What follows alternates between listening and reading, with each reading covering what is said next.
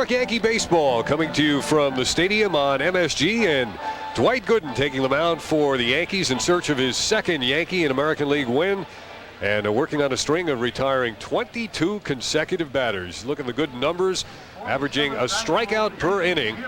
And Dwight Gooden in his last 3 starts, as we chronicle, has been a completely different pitcher than the Dwight Gooden who began the year in Texas when he gave up home runs in that game to Kevin Elster and Mickey Tettleton. And since then, no long balls allowed by the doctor, Dwight Gooden. Here's a look at the batting order tonight for the visiting Seattle Mariners. Darren Bragg, Alex Rodriguez, Ken Griffey Jr., Edgar Martinez, the American League batting champ, then Jay Buhner, Paul Sereno, Dan Wilson, Joey Cora, and former Yankee Russ Davis. A couple new names in that lineup to face Doc Gooden, and of course the change in the motion we mentioned, just for those who have not followed the Yankees every game. Doc is getting the ball out of the glove a lot faster, getting the hand up in the throwing position, and it's helped him have a sharper breaking ball with better command of it and better control. Let's take a look at the Yankees behind Doc Gooden in the field tonight. There's a first-timer in left. The first time that Ruben Sierra has played left field in Yankee Stadium. As Mike Crispino said, yes, it could be interesting.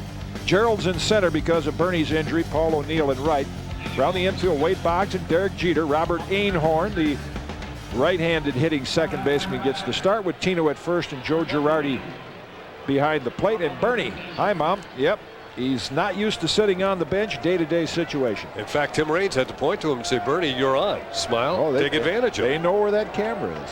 So here we go with Darren Bragg, one of the many left fielders Seattle has used over the years to try to fill that position. And Doc Gooden's first pitch is taken for a strike by Bragg. Leadoff batters have reached base in about half the innings in which Gooden has pitched this year. Here's a sharp breaking pitch, and he jumps out ahead. No balls and 2 strikes. Darren Bragg in this power pack lineup already with 3 homers. He started the season with the Mariners, hit about $150. They optioned him down to AAA. He took advantage of it, came back, and he's been on fire, hitting over 400 since his return. Another sharp breaking pitch inside to Bragg, who you might have seen chokes up a little bit on the bat. The on deck man is Alex Rodriguez, the shortstop.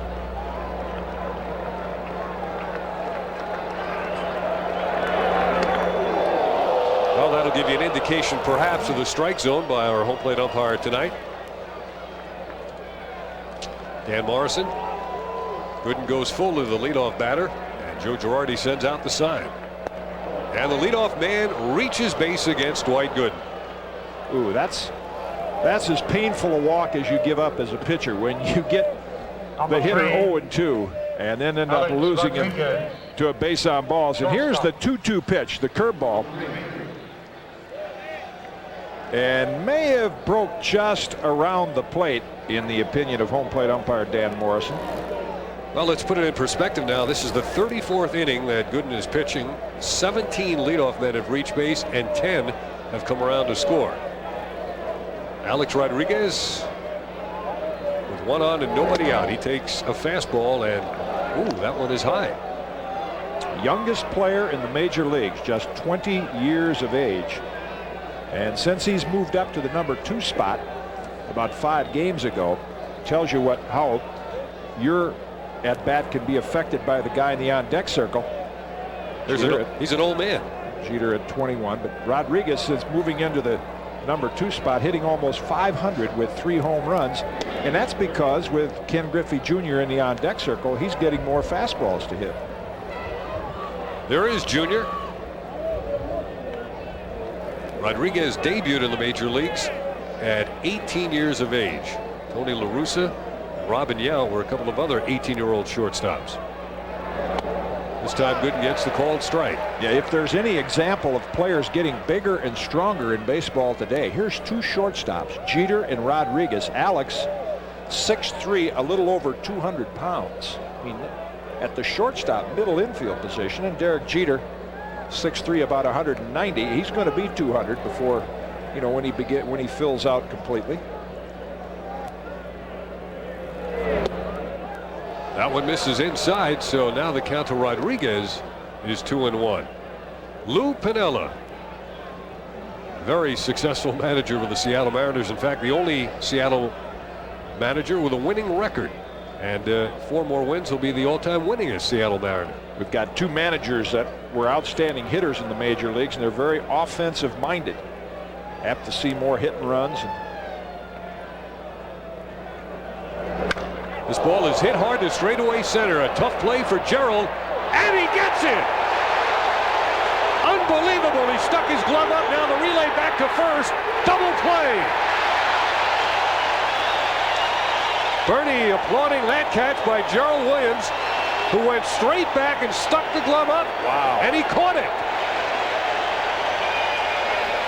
Man, watch Gerald turn the other way and reach up. I mean, that's Willie Mays-like going to the center field wall. That is as good a catch as you're going to see. He barely had sight of the ball, and then the throw to Jeter on target, and they get the double play easily. See, first he turns to his right and then has to turn to the backhand side and reaches over. Just got the ball in the webbing.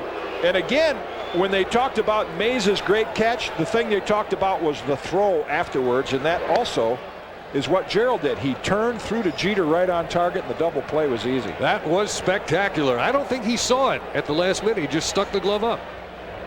And Griffey takes the off-speed pitch for a called strike. Got to get out my green pen now and highlight that defensive play. Wow, that was something. Here's a guy who knows all about making those kind of plays. Well, the most difficult play to make for a center fielder is the ball that is hit right at you. See, and Gerald's been used to playing left, so when he went straight back, he didn't really know whether to turn to the right or turn to the left, and kind of got turned around just a bit, but reached out and caught it backhanded. So the count to Griffey now is 2 balls and 1 strike. Gooden helped out by that spectacular double play. Falling behind Griffey 3-1. Yeah, that really bailed out Doc Gooden, because he has done what so many of the Yankee pitchers have done the last 3 starts, fall behind and walk people. And he checked his swing, but not in time. So the count will go full to Griffey, who comes into tonight's game with 199 lifetime home runs. And the first time that these 2 stars have had a chance to face one another. No pitch.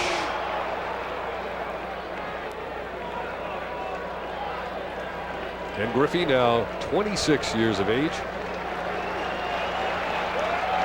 Curveball, that one's high, and Gooden has walked his 2nd man of the inning. Oh, we may see a bit of a different strike zone tonight. Remember the Chicago series here at the stadium? The first 2 games, Al Clark was behind the plate game 1, then Dan Morrison, tonight's umpire in game 2. They called a lot of curveball strikes. See, now Joe Girardi caught that ball below the belt. And in the last game that Morrison umpired, he was calling a lot of those breaking ball strikes. Now that might just be one that he didn't call, but so far in this first inning, it appears that the curveball is not going to be called for a strike as easily in the last time he was back there. Now the reigning American League batting champion, Edgar Martinez. And he's not exactly slacking off this year. He's at 336. And he rains hits against the Yankees every time they play. 345 career average against New York. That time he takes a strike. His last 8 at-bats, he's had 5 hits, and they've all been doubles.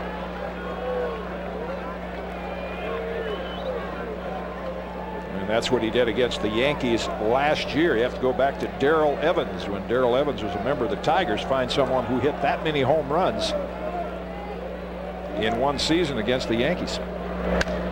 To right field, O'Neill hoping for a play, gets there just as he meets the warning track. Edgar Martinez uses the whole ballpark, and Doc Gooden used his outfielders. Gerald Williams bailed him out with a great catch, and the Mariners don't score in the top of the first. Now there's the sun setting in the west, streaming through the buildings over the McCombs Dam Bridge, and here's Sterling Hitchcock in his return to the Bronx, where as a New York Yankee, Sterling had a record of 16-15. Now you look at his numbers this season. He comes in 3-1 as a Seattle Mariner, facing Wade Boggs, and that is a strike. And you may see Wade look at a. I said, what do you do when you face a pitcher that has been your teammate, you haven't hit much against him. He said you look at as many pitches as you can. Well, he's seen two. One's a strike, one's a ball. Sterling Hitchcock, 25 years old, native of Fayetteville, North Carolina. 4 complete games last year with the Yankees. Off speed, and Boggs lifts it into the air to right center field. Ken Griffey Jr. makes the catch, one away in the first inning for the Yankees. Following Wade Boggs in the Yankee batting order, it'll be Joe Girardi swinging a hot bat, then Paul O'Neill and Ruben Sierra, the cleanup man, Tino Martinez, the ex-Mariner, Jim Leyritz, Gerald Williams, Robert Einhorn, and Derek Jeter.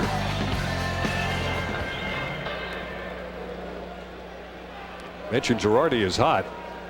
Last 29 at bats, he's had 13 hits. That pitch outside, ball 1. Girardi has his average now up to 284. Still without a home run.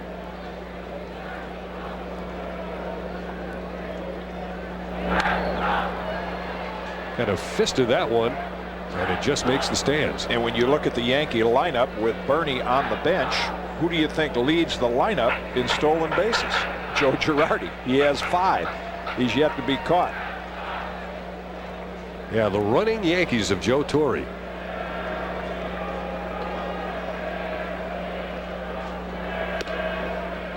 Hitchcock misses outside. It's 2-1. When Sterling Hitchcock was a Yankee last year, we often talked about his lack of picking up the target early in his pitching motion. Girardi went fishing. It's 2-2. Good fastball there. And what Sterling, when he made the adjustment, and I recall the game he pitched against the Red Sox in Fenway Park, is when he quit bringing the hands up over the head. He keeps them in front of his body so he has the target in his sights at all times. Again, he jams Girardi. This one to right center field, and a play for Jay Buhner, and an easy one. And there are 2 away. The Mariners behind Sterling Hitchcock in the field tonight will have Darren Bragg in left field. He beat out former Yankee Louis Polonia in spring training. Then Ken Griffey Jr. in center, Jay Buhner in right. Alex Rodriguez, Joey Cora in the middle of the diamond. Paul Sorrento, formerly the Indians at first. Dan Wilson doing a great job catching.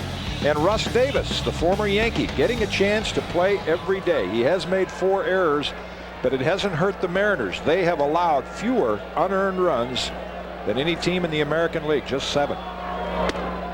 O'Neill stepping out slightly against the lefty Sterling Hitchcock. You mentioned Louis Polonia. He has resurfaced as the left fielder of the Baltimore Orioles. The Yankees will see him in July. Well, all the targets are out for O'Neill.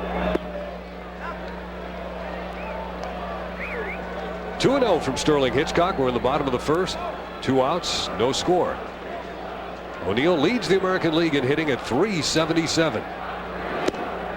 Ooh, he took a big rip at that. Good live fastball. You know, O'Neill just the opposite of Boggs. Wade said, I'd like to see a lot of pitches tonight from Hitchcock just to get a read. I said to Paul, what are you going to look for against Hitchcock? He said, I've got no idea. You know, I haven't hit against him that much in batting practice. Just look for the ball and hit it.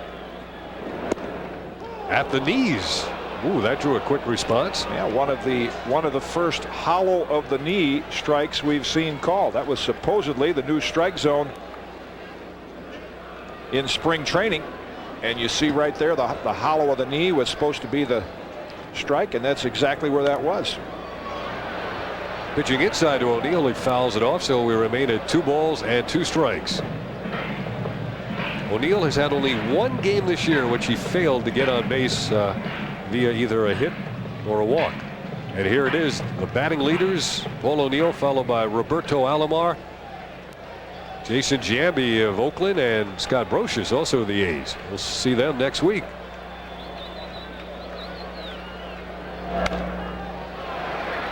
Yankees get a break in the next couple of weeks. Baseball gets a bad break because so many of the good players are on the disabled list, and the Mariners are putting their ace left-hander Randy Johnson on the DL because of a back problem, so the Yankees won't see him in the next 10 days. And Scott Brocious, one of the league's leading hitters, still on the DL for Oakland.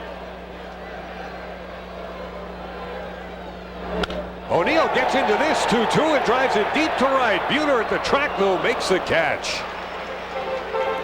Didn't have that carry, and Buhner Picks off 2 out of the air in the first inning, and Sterling Hitchcock works a 1-2-3 bottom of the first inning. We've played 1 and we're scoreless.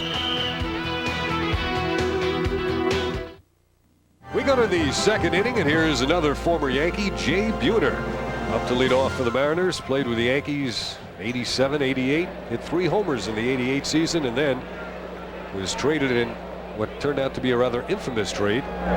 And Buhner, first ball hitting, pops it a mile high into short center field. Jeter calling off Gerald Williams and Ruben Sierra, and he makes the catch. Ruben did the right thing. He said, "Take it, Derek, plenty of room, you got it." He's going to let him take all of those. That did have some hang time. So Jeter records the first put out. Let's see how they played it.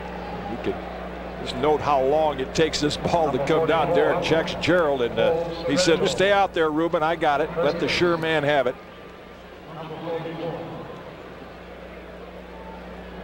Jeter is very good at going back on pop-ups if we have seen this year, especially in the center field.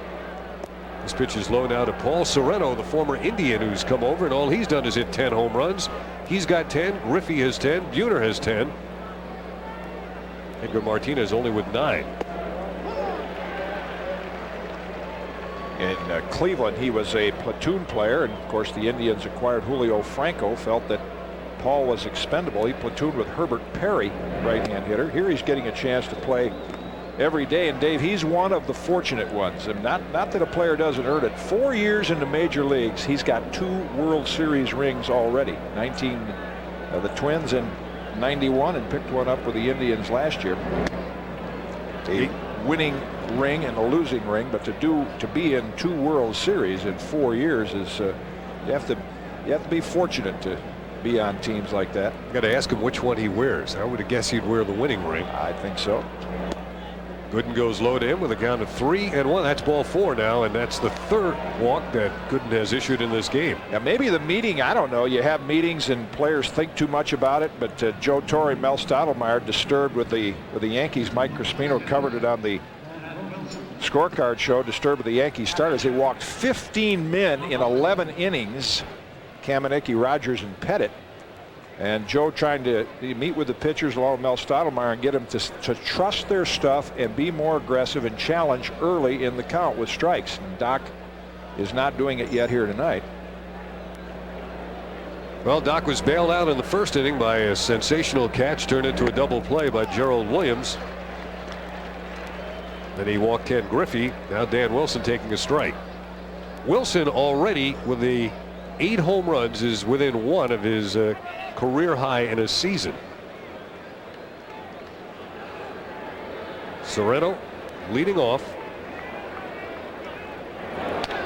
Off the end of the bat, this one to right field, and O'Neill waiting. A lot of fly ball outs early in this game.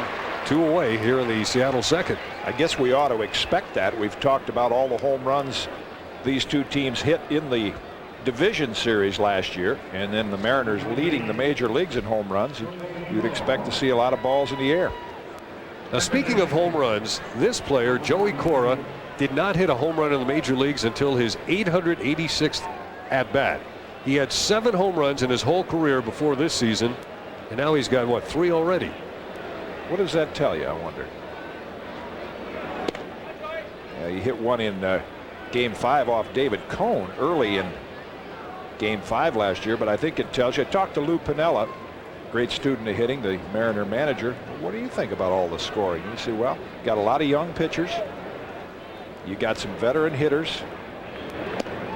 You know, combine those 2 things, and then nobody wants to say the ball is really purposely juiced up, but it is wound tighter.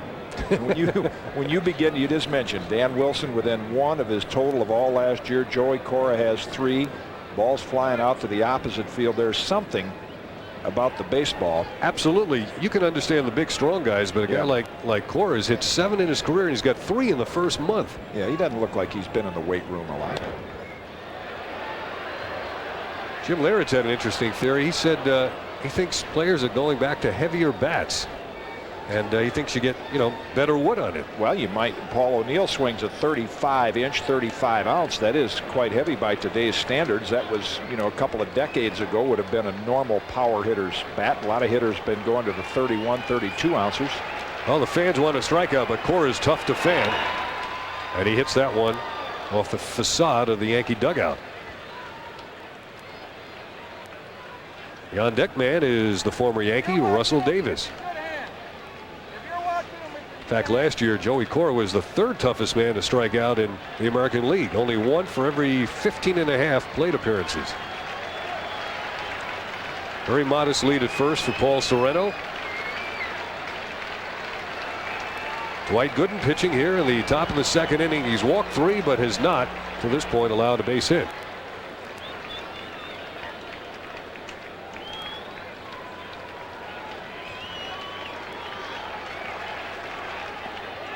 That one broke down, and no shakes the home plate umpire, and Al Clark confirms no swing. Good, sharp breaking ball by Doc. And you mentioned how difficult Cora is to strike out. That discipline tells you why. A lot of hitters chase that pitch. Joey held up.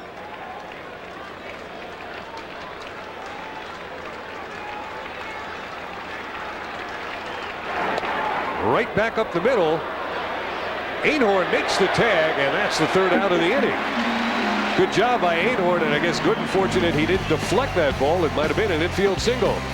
So Gooden again blanks the Mariners, and we remain scoreless. Second at Yankee Stadium here on MSG, and coming up to the plate is Ruben Sierra. Yeah. Oh. Drum and bugle corps. 2, 3, 4. Spats. He's got some style to him. Ruben swinging against Sterling Hitchcock, and he takes that for a strike. Before the game, Ken Griffey, in a discussion with Ruben, said, Ruben, if you hit one out of the park today, you can throw your bat, but don't go shaking on us.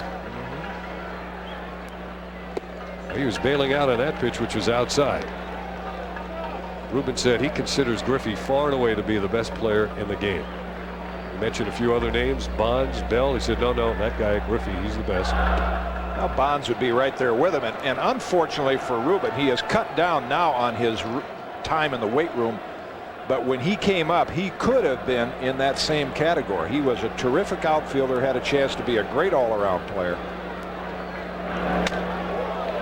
He has become a designated hitter that has some power, but when he came up to the big leagues at 6'1", 175 pounds with the Rangers, finished second to Robin Yount in the MVP voting in 1989.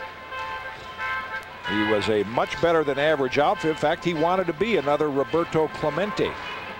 And it's unfortunate that he got carried away with trying to hit home runs, which has taken away from his ability to be a complete, or chance really to be a complete all-around player. Waiting on the 2-2. And you can see him start flinching toward third, and Hitchcock's keeping the ball away from him. Ruben hits a lot of balls off the end of the bat, as he did earlier in this at-bat, and broke his bat.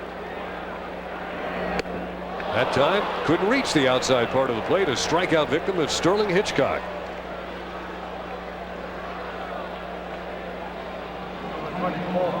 First strikeout of the game, and here is the ex-Mariner Tino Martinez. And before the game, Tino, Griffey, big hug from Jay Buhner. Yeah, first time they've seen one another since they bowed out of the championship series last year against the Indians. So two players traded for each other, with others thrown in there, Jeff Nelson and Jim Messier. When's the last time you saw a five-man trade where everybody's contributing to their new team right off the bat? And Tino takes a strike. Joe Torre said really the big surprise in the trade has been Jim Messier. He really likes the contributions that Messier has made to this team, and Nelson's now beginning to get on track. That was Messier and Nelson in the Yankee bullpen. In fact, Chris Bosio, tomorrow night's starter, is the first guy he asked about. How's Jim Messier doing? Though all the Mariners had a lot of confidence in Jim Messier's ability to be a big league pitcher. And that is unusual. You mentioned where all 5 have contributed. Sometimes one player on each team has done something, but you see Tino now with 5 home runs, and Jeff Nelson starting to pitch better, and Russ Davis playing every day, and Hitchcock has 3 wins. It's helped both teams. Martinez went after a pitch obviously beneath the hollow of the knee, and he stays alive at 2 balls and 2 strikes. And Tino is one of the few in the Yankee lineup that have had some experience against Sterling. In fact, successful last year, 4 for 6 against Hitchcock. Sierra's also batted against Hitchcock before. Tino's taken him deep once. Here's the 2-2. All the way back. Dan Wilson behind the plate. New baseball thrown out by Dan Morrison.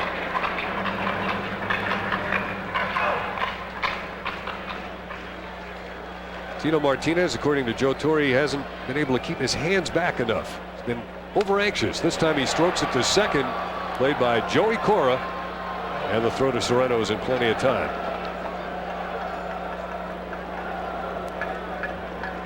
Here's the big unit, Randy Johnson, in the dugout. And he'll be the disabled unit for at least 15 days. Unfortunately, he came back, started one game because of the lower back problem. Thought he could pitch with it, but it's affecting a nerve. Sounds like it might be the sciatic nerve going down into the right leg. And so Randy's going to have to shut it down for at least 2 weeks. Well, Jim Leyritz now for the Yankees, who had his confrontation last year with Randy Johnson when he was hit by a pitch out in Seattle. The two then met again at Yankee Stadium without further incident. Well, and the big confrontation Jim had was that dramatic confrontation with Tim Belcher. He hit the 2-run homer to win it in the 15th inning. In the rain. Hitchcock coming inside after keeping a couple of pitches away. It's a ball and 2 strikes. Beautiful night at Yankee Stadium. Still a little bit on the cool side, but after Chicago it feels balmy. There's Norm Charlton, the ace left-handed reliever of the Seattle Mariners. 2-2 now to Leyritz. We're in the bottom of the 2nd inning. No score. So far a pitcher's duel between Sterling Hitchcock and Doc Gooden. Jim in a mighty struggle. Just 1 for his last 15.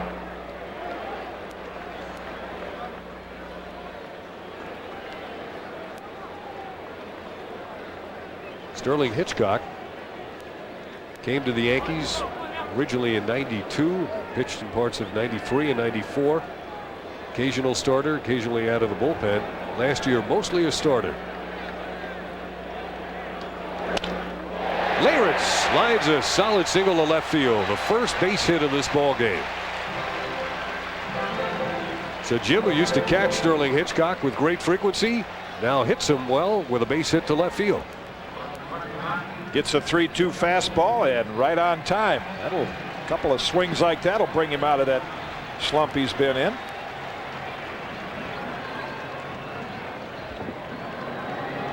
Leyritz at first base now, and Gerald Williams sporting a .364 average. We talked about Joe Girardi with 5 stolen bases. Gerald Williams, no steals but 5 home runs. And just terrorizing left-hand pitching. Tops in the American League. Right at 500.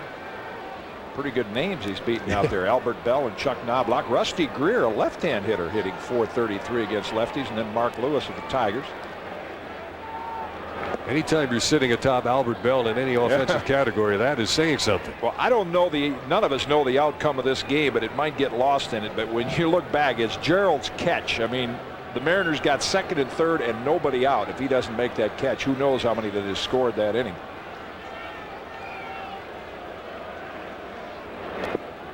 Well, he took something off of that, had Gerald out in front. Hitchcock's doing a good job at changing speeds. His numbers are still very much like they were with the Yankees. Sterling Hitchcock. Hitters do not do as well against him with nobody on base, and then when he gets men on, the average goes up. Usually pays a lot of attention to base runners, and in scoring position they go up even higher. Leyritz going. The throw down is not in time. He gets the steal and he's on his way to 3rd. as Wilson's throw went into center field.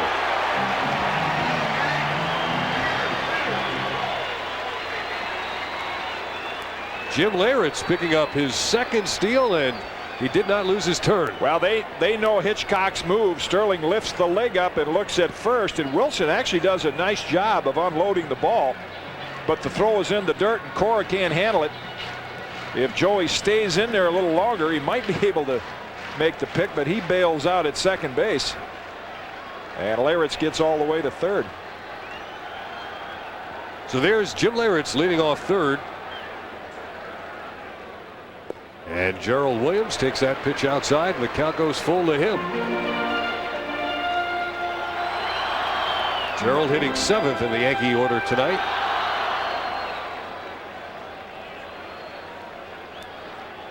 Scoreless here in the bottom of the second inning. That's ball 4, and the Yankees now will have runners at the corners with 2 out. First walk of the game issued by Sterling Hitchcock. Gerald looking across the diamond to get his sign, and Lou Piniella positioning his outfielders. They want him to move over toward right center. They don't anticipate Einhorn pulling the ball. They are going to play him straight away. Runner goes. The throw is going to be in plenty of time. Oh, big mistake by Gerald. And Joe Torre wondering, wait a minute. The object there is to get caught in the rundown. See if we can get the guy from third home. Gerald slides right into the tag. So the Yankees run themselves out of a possible scoring inning, and after 2, it's still Seattle nothing, the Yankees nothing. Lou Piniella, soon to be the winningest Seattle Mariner manager ever. And what about this rivalry between his team and the Yankees? Possibly. You know, I know they're out here on the East Coast and we're up there in the Pacific Northwest, but you know, the Yankees have always been a big draw in Seattle anyway. There are a lot of Yankee people, fans up there in the Pacific Northwest. So I think that there's a little bit of a natural rivalry, even though both teams have had a lot of turnover since last year. In fact, you've got 3 of our kids right here, and we've got 2 of yours. And there's one of his, formerly a Yankee, Russell Davis, flying out to the track, hauled in by Paul O'Neill. That's his 3rd catch of the game here in inning number 3. I think what did a lot for that rivalry that Lou is talking about is that division series. Watching a lot of the highlights of that tonight on our scorecard show with Mike Crispino. I mean, that was as good watching the replays. Not good for Yankee fans, but a good series. Just watching all the highlights and the great plays, home runs. Yeah, the regular season was also quite spirited between the Yankees and the Mariners. Ken Griffey hitting that home run, the walk-off home run against John Wetland that may have at that point saved the franchise in the city of Seattle. This ball is lifted in the air. Center field, Gerald Williams calling off Ruben Sierra. Ruben with a little bit of a token effort right behind him. See, he pointed, he said, "You anything there? Yeah, you got it. When I say I got it, I got it."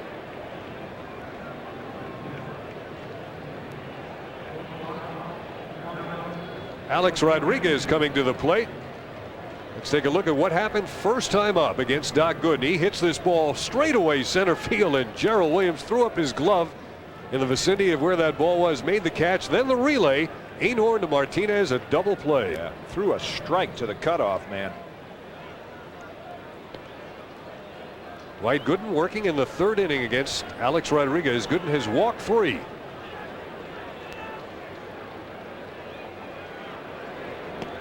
And the called strike.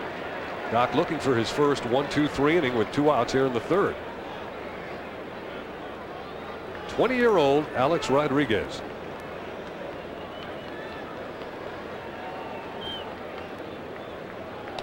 That was a nice sharp breaking pitch by Doc. Late movement and sharp. Well, what has been Doc's history is the curveball is there in terms of sharpness. Again, the hand coming out of the glove. It just takes him a couple of innings to get good command of it. So usually if teams do not get him early, as is the case with a lot of successful pitchers, he gets better as the game goes on. Thought he had the corner. So did most of the umpires in the stands here. Girardi's sitting out there, and you can see Joe had to reach just a bit outside to get it.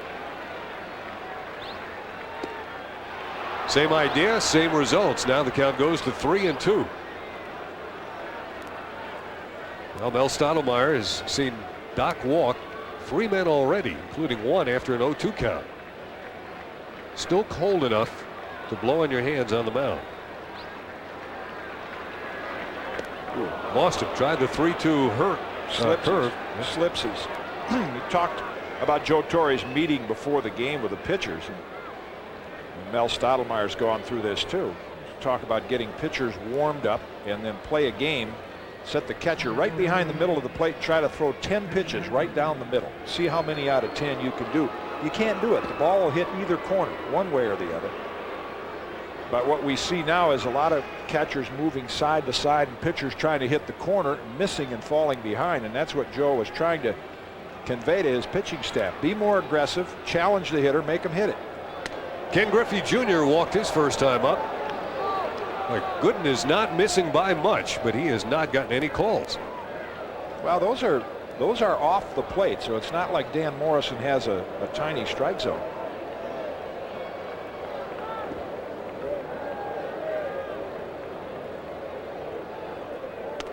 That one broke and caught the outside part of the plate. 1-1 to Griffey. There's the backdoor curve that Doc gets in for a strike.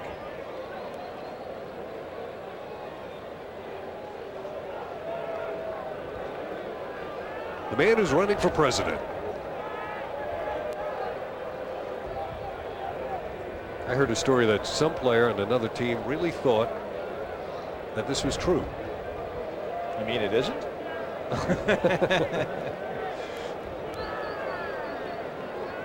Here's Rodriguez leading off.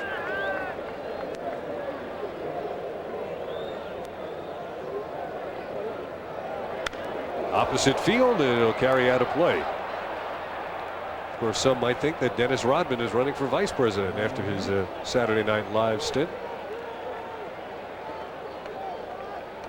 Well, that's popular these days here at Yankee Stadium. Yeah, he's running for president.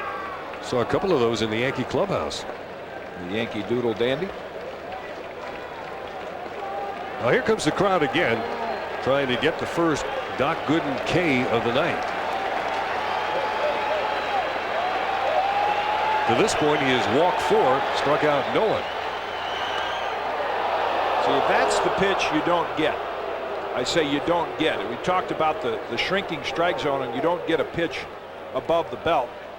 See, this is exactly where Gooden wants to throw that ball, and that is belt high. See, right there, you saw it go right across Griffey's belt, and yet that pitch is called for high. That's one of the reasons pitchers have a tougher time today. Swing and a miss. Doc Gooden blew him away with a high fastball toward the outside part of the plate, and that is strikeout number 1. And Gooden works another scoreless inning. In the middle of the third, it remains the Yankees nothing, the Mariners nothing.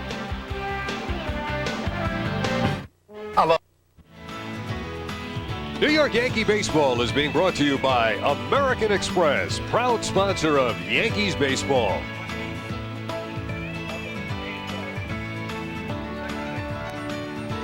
And speaking of American Express, our road notes. On Sunday, the Yankees, with their 10th win in club history, went trailing by 8 or more runs.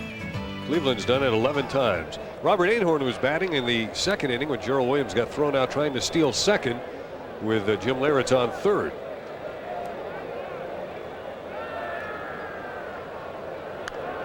Yeah, that was a very unusual play to end the inning like that on the first pitch. A lot of times managers will give the hitter a swing or two, and then if you fall behind in the count, they'll say, we'll try to steal a run. And Joe Torre's expression after that almost gave me the impression that Gerald Williams went on his own or misread a sign and ran right into the tag. Einhorn, a strikeout victim of Sterling Hitchcock as he chased a high, hard one. So that is strikeout number 2 for Hitchcock. Similar pitch to what Ken Griffey Jr. struck out on. That pitch up in your eyes looks so inviting, but it takes faster hands to get to that pitch than it does to the low pitch. Now the number 9 hitter, This is Yankee game number 36, and Derek Jeter has started at shortstop in 35 of them.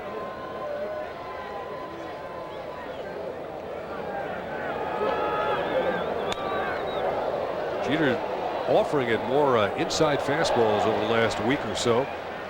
He's seeing more of them early in the count.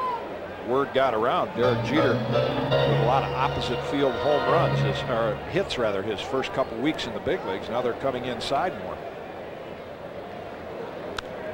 There it is again. No play for Dan Wilson behind the plate. That's why you see young players like Carlos Delgado a couple of years ago with the Blue Jays. They come up and hit 6-7 home runs the first month, and then it stops, and you wonder why. Well, a lot of it is the battle of adjustment. And Derek is a intelligent enough player. We've seen him make the adjustment already, where he can turn on some of those inside pitches. Right here, batting with 1 out, bottom of the third, and 0-2 count. He turns on this and hits it high and fairly deep to left center field, but there's Griffey. A lot of hang time. Another fly ball out in this game. He used the same ball the whole game. Not going to get any grass stains on it. Everybody's hitting it up in the air or striking out.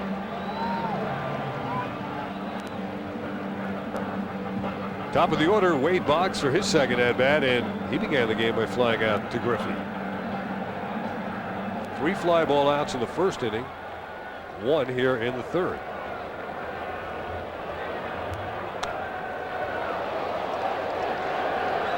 Wilson with a late move after at first he thought it was out of play. He just kept on going, but ultimately did not have to play on it. Checking that lumber just to see once whether the handle is chipped or whether he broke that bat.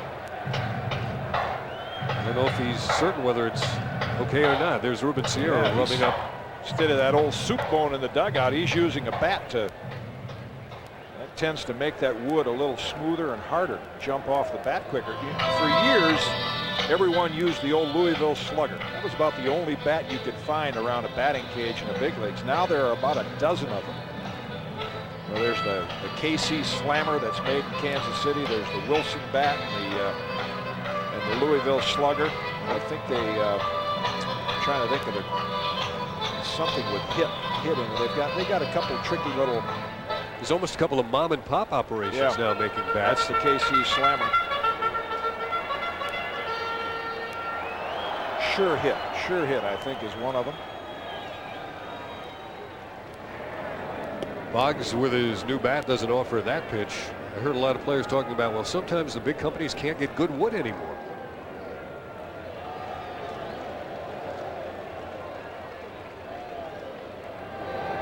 Real off-speed breaking pitch.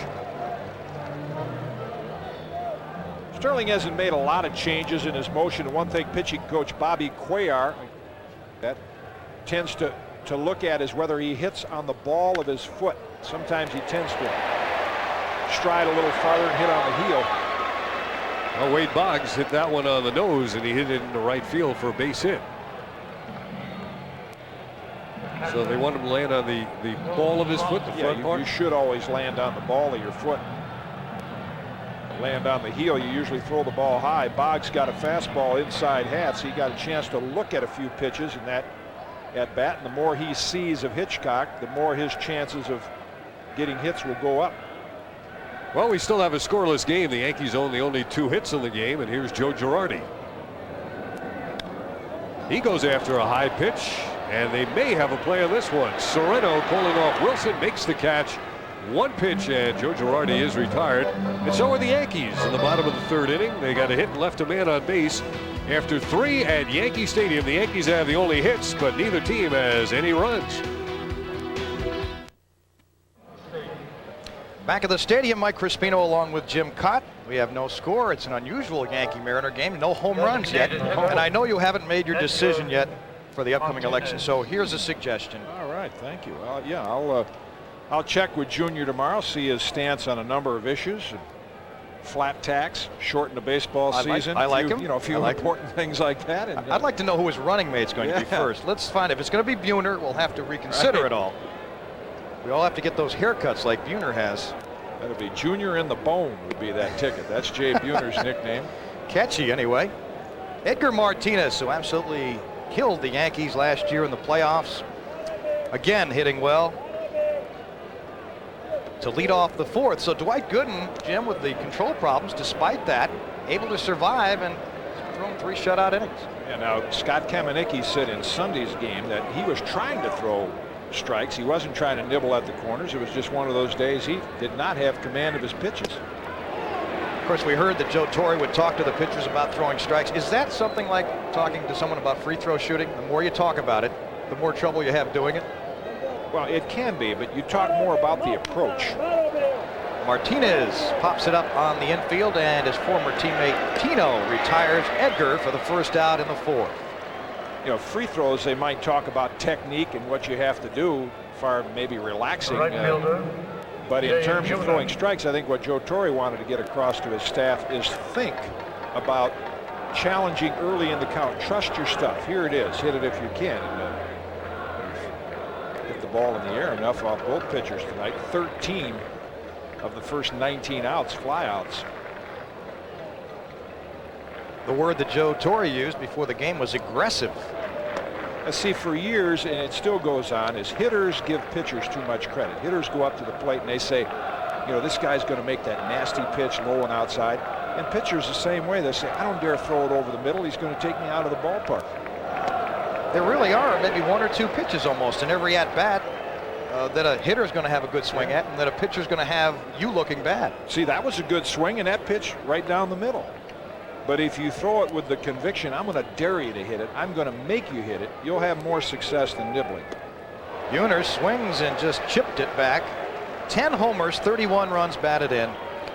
One of those former Yankees. That was a high breaking ball that Buhner just missed. Curveball seems to be slipping out of Doc's hands. You mentioned it's cool enough to blow on the hand, and he's lost a couple of those curveballs that have slipped out. Temperature 58 degrees when we began tonight. And he got him. Blew it by Jay Buhner. Second strikeout for Dwight Gooden. And that's another fastball. Here it is. Hit it if you can, and throws it right by him. Again, the hand coming out of the glove a little bit quicker. You see he's already breaking the hands, hides the ball well. And Doc's rhythm and tempo getting a little better here in the fourth inning. Paul Sorrento to the plate with 2 down. It's amazing if this could continue and Gooden continue to pitch this way, what one small adjustment would really mean to him. Nobody wanted to take a chance on Dwight Gooden. And if he continues to pitch like this, the Yankees may have made a very risky move look good. And we talked about it, and me particularly, I've talked to Doc about it, and he even shook his head in agreement at one time that maybe he should have gone to the minor leagues to start the season and gotten straightened out down there. But see, Mel Stottlemyre wouldn't have seen him down there to make the change. And if it weren't for the David Cohen injury and subsequent surgery, Doc may never have had another opportunity to step in and do what he's doing. Well, they say necessity is the mother of invention, and the Yankees may have stumbled on something here because of their shortage of arms. Melito Perez went down. That opened up something for Dwight Gooden as well back in spring. Pitch to Sorrento, skied to right field. Einhorn out, O'Neill in, calling, making the catch. Dwight Gooden gets Seattle 3 up and 3 down in the fourth. He has not allowed a hit yet. We'll go to the bottom of the fourth in just a moment. New York Yankees baseball is brought to you by Hoover. Nobody gets the dirt like Hoover. Nobody. Headed towards 8:36 at night, overlooking the George Washington, and Yankee fans out in numbers tonight, Jim. Good weekday crowd at Yankee Stadium. What a nice crowd, and an enthusiastic crowd. Paul O'Neill to the plate to lead off against Sterling Hitchcock. There's a good look. They've been averaging around 20,000 midweek, but I think we've got a few more tonight. O'Neill leading the league batting average wise and on base average way up there. This pitch high and tight. Second time he's gone high and tight. Did that with Boggs as well. Good idea when you've been traded from, in Hitchcock's case, the Yankees to the Mariners, and your buddies are comfortable, they're digging in. Just fire one up and in and say, I'm on the other team now. Don't dig in too deeply. This one high, and it's 2-0. Sterling Hitchcock had some interesting comments when he left New York. He said, I'm not going to really miss that city. Costs you $4 to get across bridges. You live in a small little space for $2,000 a month. He likes Seattle. O'Neill rips it down the line. It's going to be in there. Buhner chases it down, makes a nice play, and he'll hold him to a single. Good defense by Jay Buhner, preventing extra bases. You can get in there once, maybe twice against a good hitter, but you come in the same zone 3 times in a row with that fastball, you're not going to get that past Paul O'Neill. That's the 3rd time they tried to get inside on him with a heater. He was ready that time. That's a good play by Jay Buhner. Short hopped it in the hole. Here's Ruben Sierra. Struck out his first time 20 times this year. Sierra in left field tonight. Not a bad idea for Joe Torre to have Ruben play left at night, because we know how difficult it can be in a bright sunny Saturday afternoon. With the wind swirling.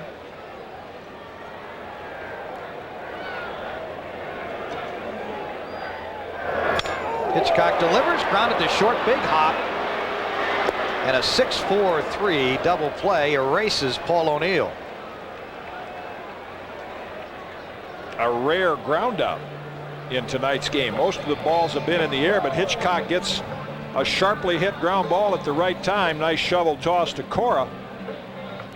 And the rest is easy. Sierra out by plenty. In fact, O'Neill had to slide 15 feet from the bag. That's how quickly the ball got to Rodriguez.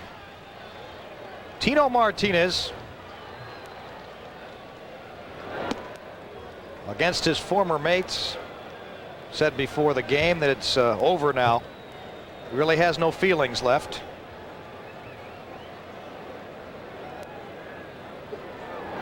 Obviously enjoyed his time at Seattle, but he can't think about that now. I think one of the things when you're traded is if you're traded to a ball club that you're happy about going to, and he really loves playing in New York, playing for the Yankees. This pitch hit deep to right, but it's going to go foul in the upper deck, where there are a number of Yankee fans tonight. That's usually a good sign of a good-sized crowd when the upper deck has that many people in it. And even broke his bat. He got that one up to the upper deck. Dave Cohen and I were talking about it the early innings. There has been an awful lot of broken bats. And I don't know whether it's wood that's not mature yet that companies are forced into using. As we know, on the amateur level, they've gone to the metal bat, the aluminum bat, for financial reasons as well as a lack of good wood. I like your tightly wound baseball theory. I think that's what's doing it. Pitch to Martinez is behind Dan Wilson. 3-1 to Tino Martinez with 2 out in the bottom of the 4th inning. No score. The Yankees have 3 hits. Seattle has none. Jim Leyritz has 1 of those 3 Yankee hits.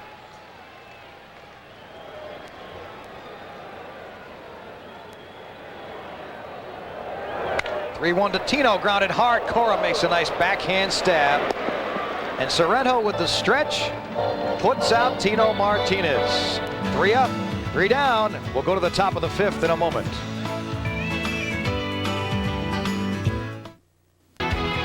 To the top of the 5th we go. No score. Seattle and the Yankees. And the Yankee left fielder tonight with Doc Gooden on the mound is Ruben Sierra. Surprise start. His first there in left field. Joe Torre making that move. Tim Raines on the bench tonight. That was kind of a surprise to me that Tim Raines, I believe, is healthy and does not get a start tonight, but I guess Joe Torre wants to see what Sierra can do in the outfield. Yeah, Tim has not been playing a lot against left-hand pitching yet, and Ruben Sierra, he talked in spring training about wanting to play in the field a little bit more, so he's out there tonight. Dan Wilson with 8 home runs, 9 is his career high. I remember talking to Lou Piniella last year when Seattle was in here about Wilson's hitting. And Lou, of course, one of the great hitters, was working with him to develop his hitting. And since They got serious about it. Wilson has upped his average.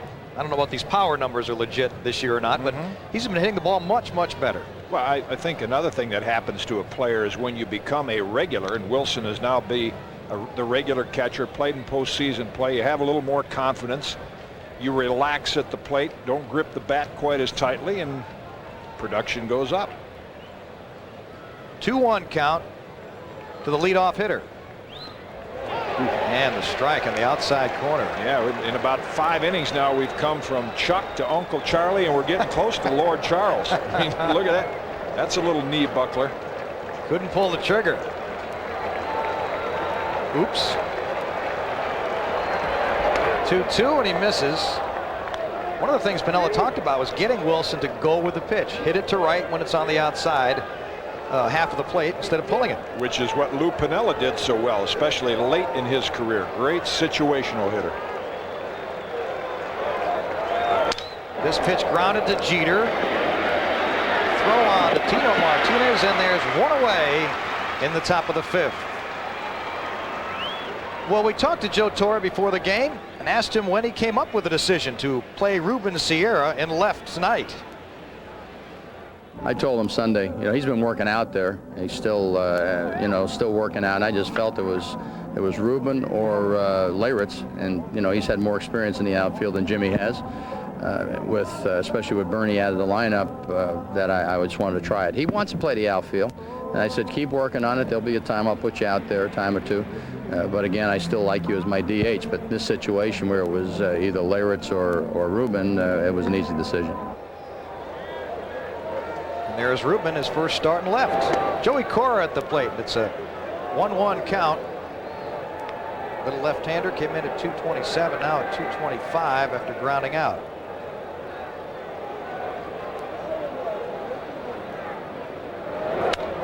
This one is popped up in the infield. Tino Martinez calling, and now Robert Einhorn calls him off, and there are 2 away. Well, what a bizarre weekend in Chicago.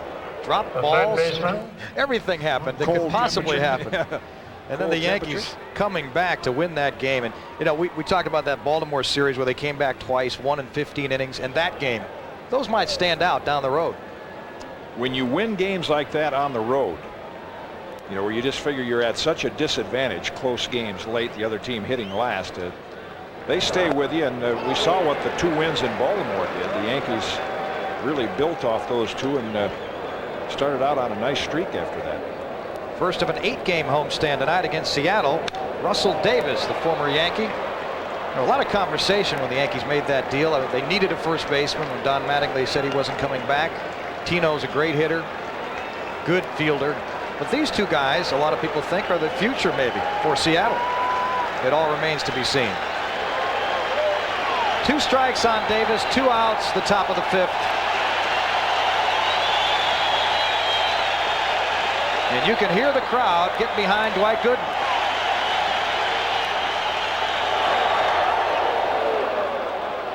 In fact, that's a nice bit of timing by Doc.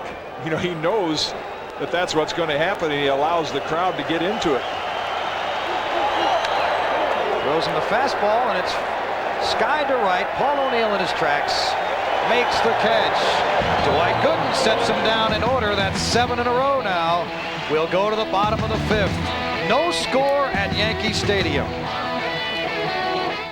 Mike Crispino and Jim Kaat back for the bottom of the 5th inning at Yankee Stadium. The king of the bleachers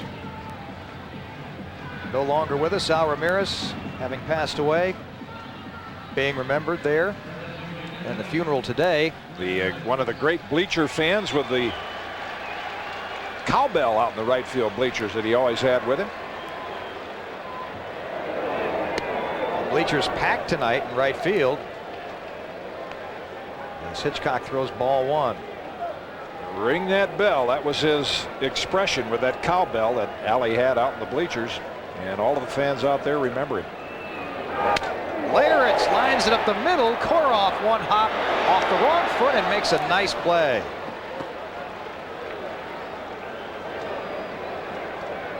Joey Cora's made a couple of outstanding plays defensively tonight behind Sterling Hitchcock. Yeah, most of the ground balls have been hit his direction. There's an off-balance throw and a A nice pick on the other end by Sorrento. Just unloads it and hopes that it gets somewhere near Sorrento, and he does the rest. Gerald Williams to hit second in the inning. He's had some awesome numbers for the Yankees. You saw the batting average. He takes a strike on the curveball. 23 of his last 42 hits for extra bases. Now that's power. Looks like his hands have become a little quieter at the plate. Not as much movement. That pitch taken for ball one. It's 1-1. That will usually help you keep your head a little steadier and see the ball better.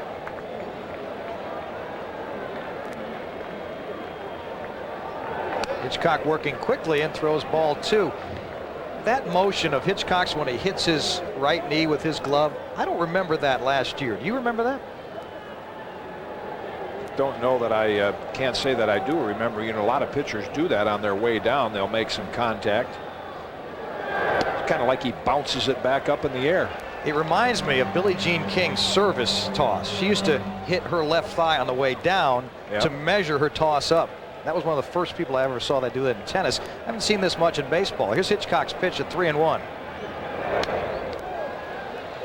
The White Sox have an advanced scout, Bart Johnson, former right-hand pitcher in the major leagues, who, and there it will.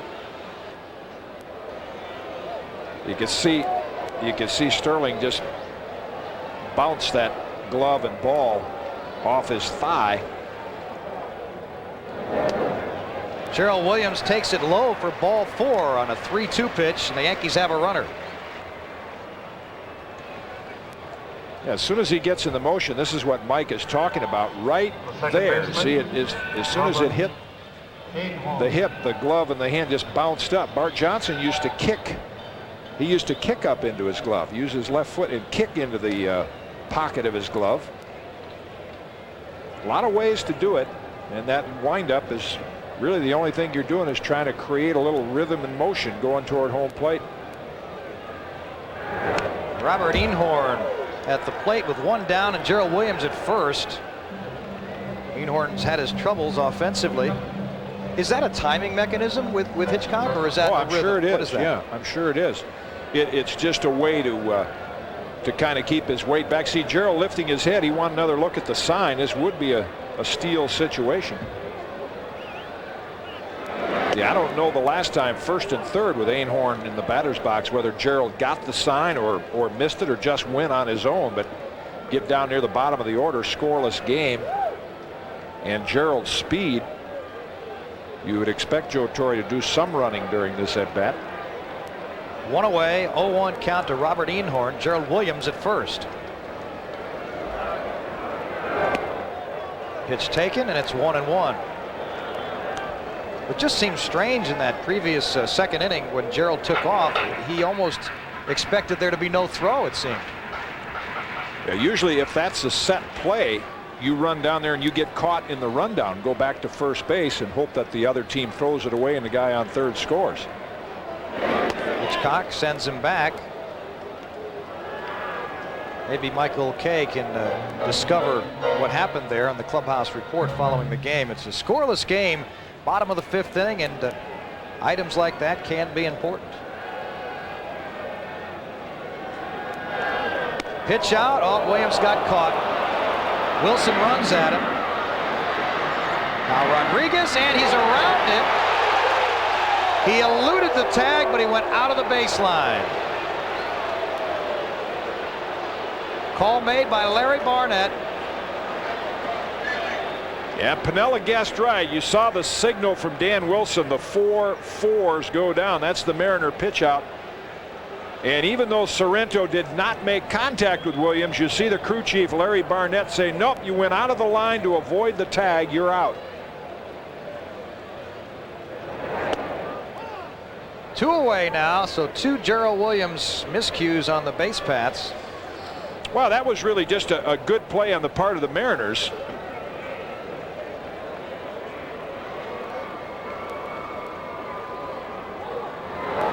Two pitch to Einhorn. He held up. Larry Barnett agreeing with Dan Morrison's call. 3-2, 2 outs. Looked like the splitter that Einhorn laid off.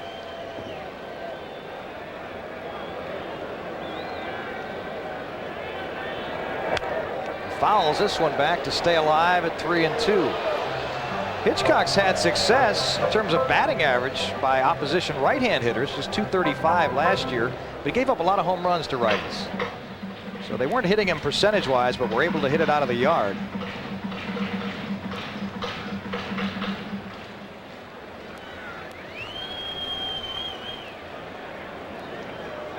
The 3-2 pitch is fouled back. See the aggressive swings that Einhorn's having now. The 2-2 pitch, they threw a breaking ball. There's another subtle little change in a pitching approach. You usually figure guys down at the bottom of the lineup are not good hitters. You throw them a lot of fastballs and just dare them to hit it. Once it gets to 3-2, he knows it's coming. And Einhorn gets a piece of it again. I mean, he has 3 good aggressive swings. He said, here I am, man, a part-time second baseman, Derek Jeter hitting next. They're not going to throw me a breaking ball, so you dig in and rip at it. 3-2 again with 2 outs.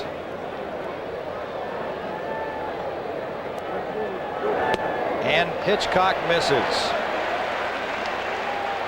That's a good at bat by Einhorn, and Lou Piniella, I know, is disappointed in that. I have a feeling he's going to say, what in the world are you throwing that guy a breaking ball on 2-2 for, and even going to the full count? And now they have to face Derek Jeter. After 3 good swings by Einhorn, Hitchcock misses with that one. Now, was he talking to Dan Wilson, do you think, or the pitcher that time? Lou was kind of glaring out, or maybe he was talking to the home plate umpire. No, I think it's probably his catcher or his pitcher. Hitchcock throws and sends Einhorn back, so the caught stealing a moment ago keeps the Yankees from having a man in scoring position. Doc Gooden, Kenny Rogers talking it over as they watch Sterling Hitchcock work to Derek Jeter. And he catches the inside corner. I would figure Joe Torre would want to gamble with Einhorn. I don't know if I'd call it a gamble, just send Einhorn here too, because if he were to get thrown out, Derek Jeter represents a pretty good leadoff hitter for the Yankees in the next inning. 0-1 pitch is swung on and missed. Well, Dan Wilson's had great success this year throwing runners out, almost 50%. So it has not been easy to steal bases. Yeah, it's just a situation, even now with 0-2, I mean, the Mariners might pitch out, or if you're looking for a curve in the dirt, you just send Einhorn and see what happens, even though Wilson is a good thrower. Joe Torre did it earlier in the game with Jim Leyritz and picked up an extra base. They pitch out. They thought Einhorn was going that time. Yeah, I think he may have had the sign. He took a break, but I think Hitchcock's move froze him. Jose Cardinal in the picture right now saying a couple of words to him. 1-2 count with 2 outs. And he's punched out. The inside corner, the strikeout by Sterling Hitchcock. He's matched Dwight Gooden. 5 zeros in a row. We have no score. I'll be back in the post-game report. Dave Cohen returns in a moment. Not a lot of action here at the stadium from an offensive standpoint. The pitcher's been in control. No score after 5 innings. Gooden and Hitchcock in command of this. Dave Cohen back with me now. And it's I know it's the kind of game you enjoy. I love it, especially because they have the New York Pretzels debuting again in the press box. What a great pitcher's doing. Making me hungry. Doc Gooden, he's not thrown a lot of first pitch strikes. Did right there, but he has been able to come back and get the big outs. In fact, the last 2 innings, Doc has only thrown 25 pitches in the last 2 innings after struggling a little early on. That fastball right at Tino and off his glove, hop into the stands. And Darren Bragg is going to be awarded a ground rule double unless we'll see there. And it is scored generously for Bragg, or for Tino rather, because this ball was smoked. Yeah, but he didn't have to move very far. All he had to do was get the glove down, and he didn't get the glove, and right off his chest. Yeah, I guess that's right. That is, That is an error in terms of if Tino could have just gotten over there and knocked it down, he would have had plenty of time to run to the bag. So it scored an error, and when it bounced into the stands, Bragg awarded second base. So the Mariners have a threat here in the 6th inning as Alex Rodriguez steps in and does the proper thing. Good fundamental baseball. A productive out as the young shortstop. He'll get a nice going from Lou Piniella when he returns to the dugout, because that advances Bragg to third.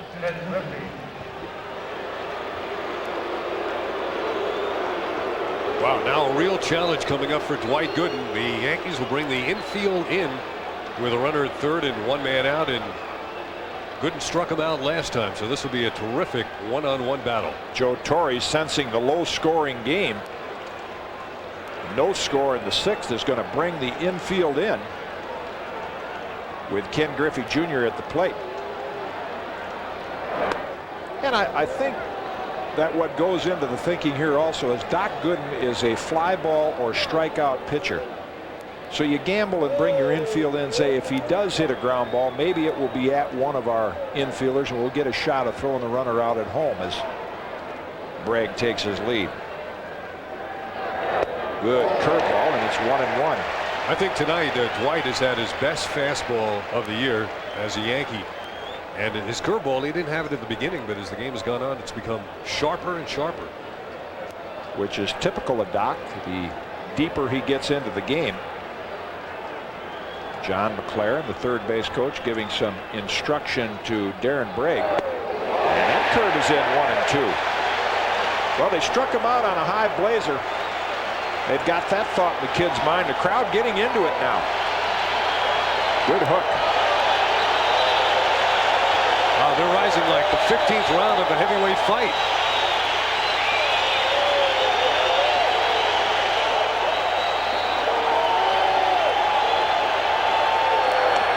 Whoa. Tried to get him to chase the high fastball again.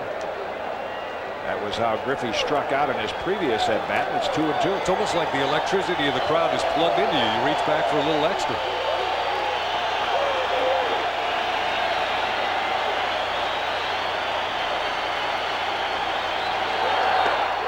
Just off the inside corner. And the count is full.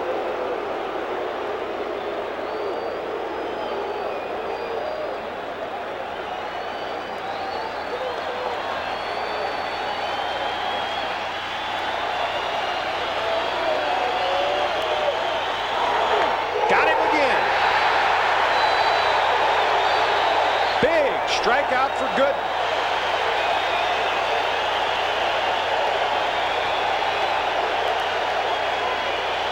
No rest now for the weary as he fans Gooden for the second time. Girardi wanted the fastball away. That's what he got. And Griffey chased and could not catch up to it. There are some people among the Mariners who think that, although he hasn't admitted it, that he may be favoring that injured wrist a little bit this year.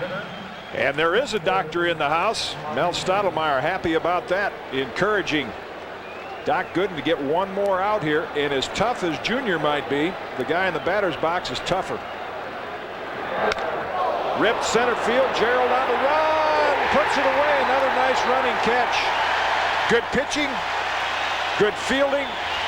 And the Yankees shut down the Mariners in the top of the 6th. A good one going here at the stadium. Still no score.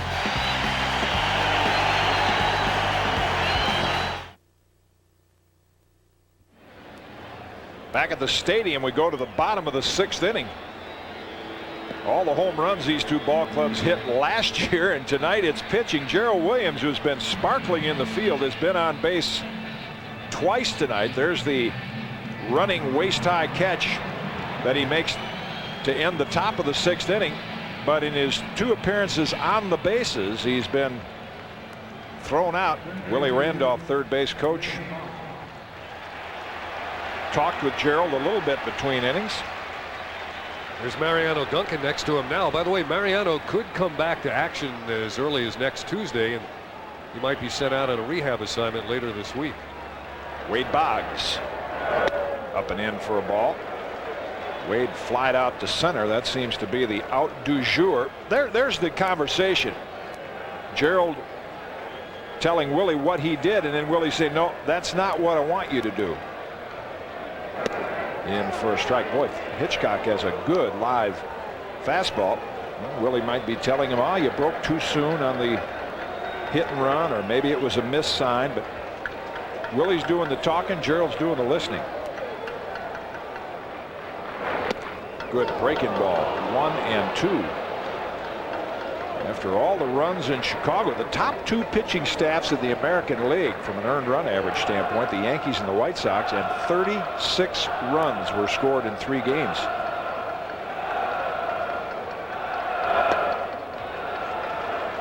Two and two. Dan Wilson moved way outside before that pitch. And Hitchcock has impressed me tonight with his fastball. And he's working quicker, I think, than we saw him work in the past as a Yankee. A lot more confidence.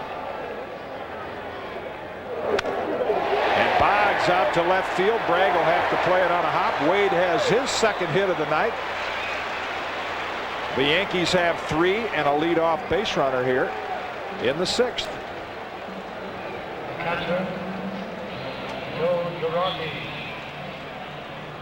Well, the Mariners got Darren Bragg to second base with nobody out in the top of this inning, and combination of Gooden's pitching and Gerald Williams' leather.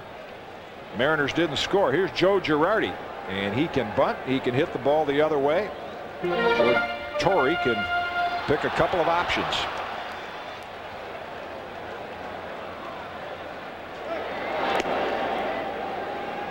And Boggs, not a threat to steal, has none, but the Mariners aware of what the Yankees might try to do, so Wade's job here would be to take a conservative lead and not get picked off.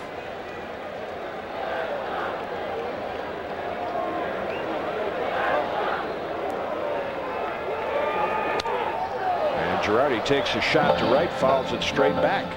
Yeah, Joe Girardi very adept at hitting the ball to the right side, but you can see Wilson was setting up inside to try to bring the ball in on the hands of Girardi. And I think what Joe Torre may have been thinking there, if the Mariners are looking for a bunt, you throw the high fastball. I'll give him one swing, and he got the high fastball, fouled it straight back. Wouldn't surprise me to see Joe Torre turn right around. They want to throw to first base.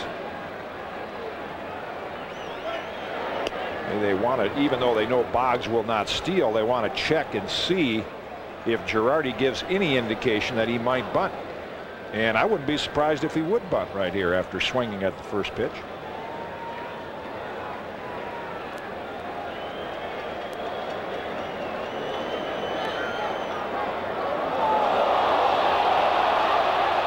Wow, Girardi asked for time at the last minute.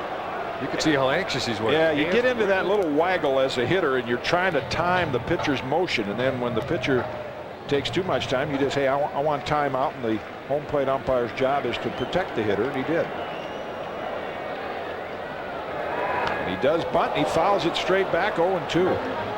Tough pitch to bunt. The fastball up and in on Joe Girardi, who's a very good bunter, but Hitchcock did his job, perhaps sensing that that would be the Yankee strategy. Here it is.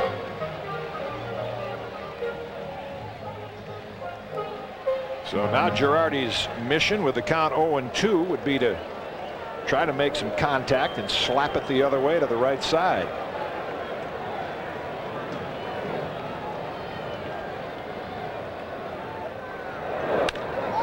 Hit well center field. Griffey on the run. Will have to play it on a hop, and Boggs with a good piece of base running. Boggs had to make a decision because Griffey gave you the appearance that he was going to catch the ball right there. Yeah, absolutely. Wade went halfway, had a sense that ball might drop in front of Griffey, and he was not deked out. He had a inkling that ball would fall in, and it did. We had a great angle to see it. That ball hung right over the right center field area, right over Boggs' head. As a base runner, you make up your mind one way or the other. If you think he's going to catch it, you just hang back and you're an out at second base, but don't get caught in between. And Boggs made the aggressive decision. He got very close to second base, and after it fell in, got there easily. So first and second, nobody out. as Hitchcock gave Girardi a little too much of a hittable pitch on 0-2, and that'll get Mike Jackson into action. Action Jackson.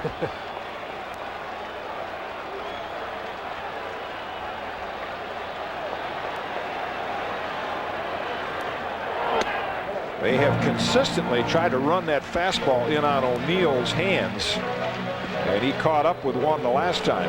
Paul's average with men in scoring position not up to his season average, and Louis Piniella sees something he wants to talk to Hitchcock about.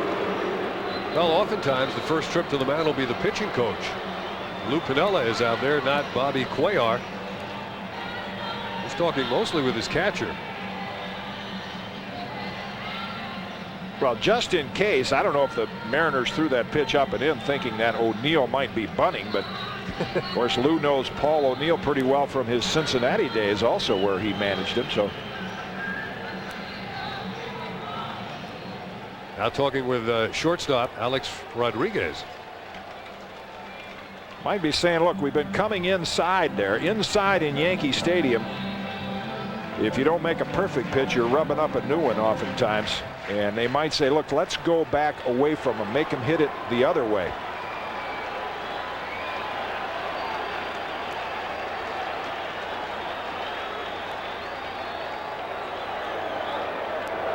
Good curveball. 1-1. If you joined us late, it's been a great duel between former Yankee Sterling Hitchcock and Doc Gooden. Is pitched well again for the 4th consecutive start. O'Neill waggling the bat, trying to time Hitchcock's motion. Curveball ripped fair. Nice play, Sereno. Can he get it? By a step. Saved a pair of runs, but O'Neill advances the runners, and he can't believe it. He wants to stay on first base. Well, here it is. Watch this. Right down the line. The right-handed fielding Sereno will get over, and with the extension makes the ball. Now the race is to the bag. Hitchcock, who is not a great fielding pitcher, gets there. O'Neill goes to the slide. Usually you lose a little bit in terms of speed when you go to the slide. And watch the footwork. Clearly Hitchcock got there, but that shot, which goes 3-1, moves the runners to second and third with 1 out. And that is a big play for a number of reasons, because now the Mariners will walk Sierra, the right-hand hitter, and they'll take a shot at Tino Martinez. But this is not your normal lefty against lefty percentage. Lou Piniella's setting up a play at every base, but Tino, during his Mariner days when Hitchcock was a Yankee, was 4 for 6, and he's hit the ball sharply at second baseman Joey Cora tonight. So we have, Dave, in this first meeting of the two teams, an early battle of the trade in a pressure situation here. So Ruben gets the intentional walk. It's about the 6th one this year already for Ruben Sierra.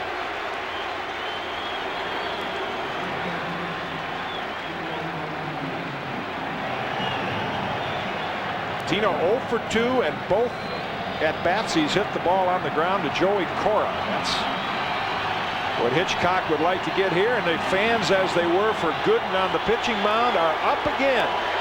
They love this rivalry.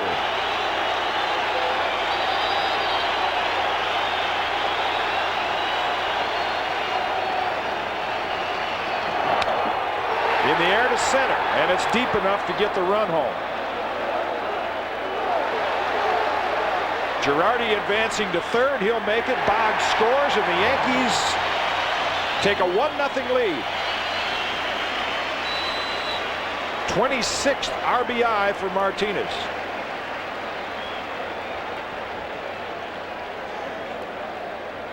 Designated hitter, Jim Clavin. Well, Tino needed just one pitch to take care of business and get the first run of this game home with the fly ball to fairly deep center field. And the former Seattle Mariner breaks this scoreless game, breaks the ice in this game with a run number 1 on the sacrifice fly. Griffey's throw now to third base as Boggs tags, makes sure the catch is made before he comes home. Griffey made a throw to third, but still moving over to third on the play. So the lefties have done the damage tonight against left-hander Sterling Hitchcock. Boggs has a pair of hits and has scored the only run. And Tino Martinez has driven it in. Here's Leyritz. He's got a single, and there's runners at the corners. Low for a ball. The Yankees have good speed, at least at third base, with Joe Girardi there.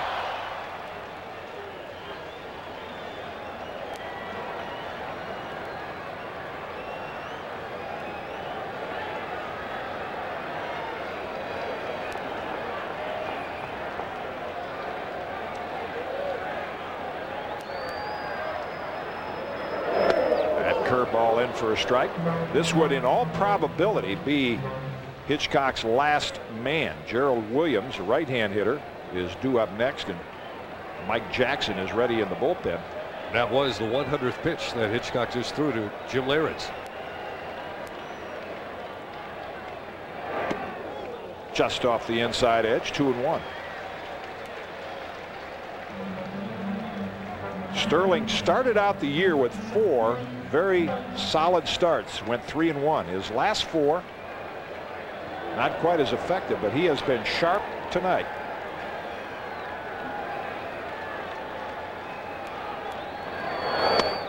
High for a ball, 3-1, and that is what we saw a lot from Hitchcock last year. Is with men on base, he tends to pay a lot of attention to base runners, not pick up the target quickly enough.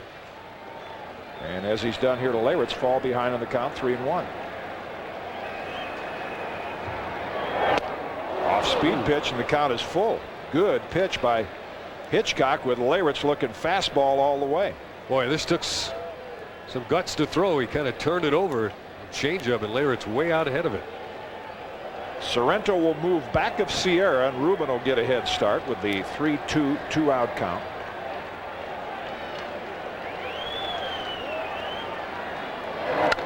Ripped. Base hit left field. Girardi scores. Yankees lead it 2-0. 15th RBI for Leyritz.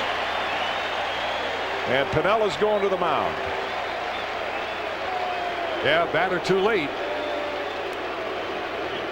As Leyritz gets the back rub from Jose Cardinal. Jim Leyritz 1 for 17 coming in. He picked up a single earlier in this game, and here he is now with an even bigger hit. Clean shot through the hole between short and third base.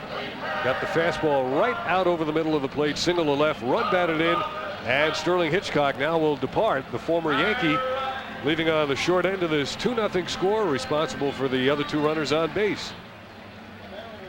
5 2/3 pitching by Sterling Hitchcock, just allowing 2 runs so far. Back after these messages. Back at the stadium, 2 down, bottom of the 6th. Yankees have taken a 2-0 lead. A decent job by Sterling Hitchcock, and to his left, Chris Bosio, tomorrow night's starting pitcher. But the Yankees with 3 big singles, and Paul O'Neill with what looked like a double ripped down the right field line. But a great play by Sorrento has kept this from being even a bigger inning for the Yankees. And Doc Gooden, in his 4th consecutive effective outing, has held the Mariners scoreless through 6. There's Mike Jackson. Yeah, he's been around for a while. Pitched last season with Cincinnati. He's also been with Philadelphia in the mid-'80s, with the Giants, with Seattle. He's Seattle's all-time ERA leader.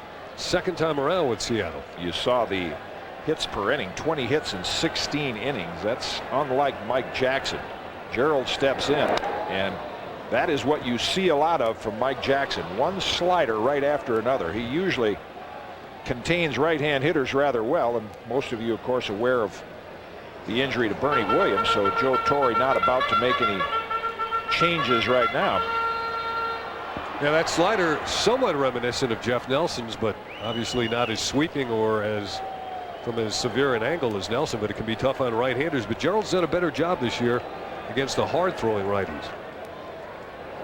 There it is again, in for a strike. 0-2. Right-handers hitting just 175 against veteran Mike Jackson.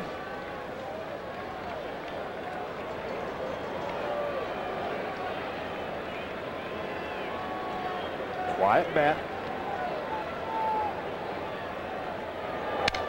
And he reaches to the slider and hits the soft liner to Alex Rodriguez. Looked for a moment like Gerald might have enough on it.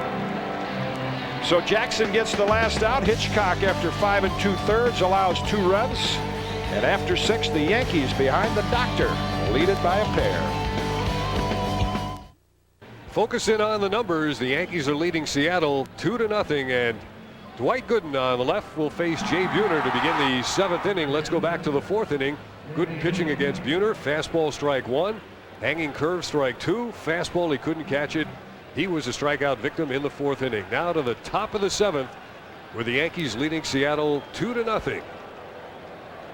Boy, we could have a pine tar controversy here. Look how far up the barrel he's got that stuff. It's George Brett territory. And the doctor with a sharp breaking pitch in the dirt. Must have a high trademark. Not supposed to have pine tar above the trademark. 2 balls and no strikes. Was it a certain amount of inches from either the top or the bottom of the bat where you were allowed to have the pine tar? I think it has to stay below the label, the trademark. Good misses. 3-0 to Jay Buhner beginning the 7th inning. Gooden began this game with a couple of walks in the 1st inning. Stoudemire going to get some action in the Yankee bullpen. Dwight has walked 4, and the 3-0 is taken for a strike by Buhner. Last couple of innings, Dwight Gooden was cruising. Mariano Rivera, another hard thrower, gets up and will be getting ready. Bouncing ball is short. Jeter waits and throws right on the money. 1 away. Well, that's a nice comeback by Doc Gooden. It's so important to get that first out. Falls behind 3-0, comes back and gets Buhner on a ground out. There's Doc with the splitter, which we don't see too often, or the changeup. He's still basically a fastball curveball. That's kind of a special grip on the knuckle curve, but Doc will stick fastball overhand curve. Now he gets the first pitch over to Paul Sereno. Sereno has a walk, and he flied out to Paul O'Neill in right field.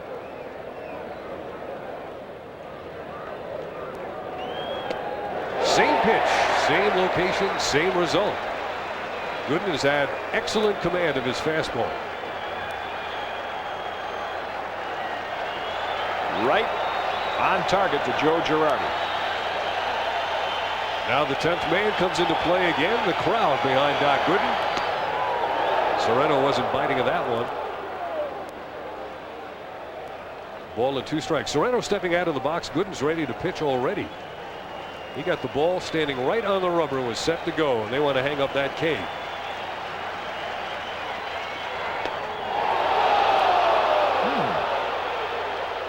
You can get those first 2 called. It's a little tougher to get a called strike 3. Bouncing ball. Martinez will field and go to the bag by himself, and he retires Paul Sereno. 2 away in the 7th. Catcher. A very efficient Dwight Gooden. Yeah, he continues to get the hand out of the glove quicker. And you really can't tell from Doc's motion whether it's the 1st inning or the 7th. He is pretty consistent with that good hip turn. It's just that his rhythm and tempo, you mentioned he's working at a little faster pace, seem to get better and quicker as the game wears on. Nice sharp pitch and a swing and a miss by Dan Wilson. There's the overhand hook.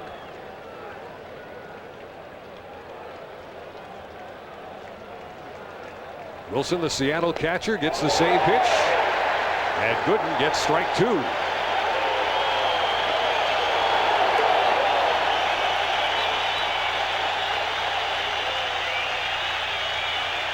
Up again to their collective feet.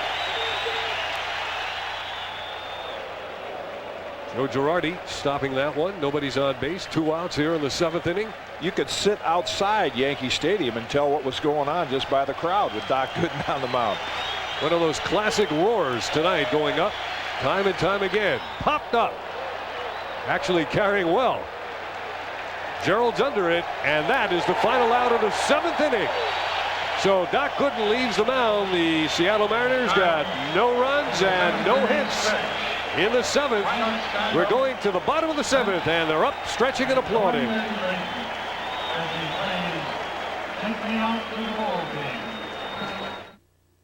New York Yankees baseball is being brought to you by Toyota. I love what you do for me, Toyota.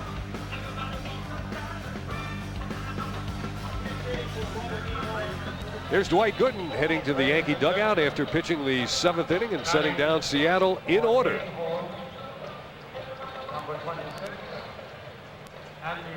Andy Fox, you see there in your picture, getting the call. And well, as you might expect if you followed what's going on in tonight's game, nobody is going to say a whole lot to Doc Gooden. He's doing quite well by himself. Thank you. Andy Fox will pinch hit here in the bottom of the 7th inning. The left-handed batter facing the right-handed pitcher will be batting for Robert Einhorn. Mike Jackson pitching from the stretch at all times, and he delivers the fastball for strike 1. So Andy Fox will go into the game and play second base, replacing Robert Einhorn.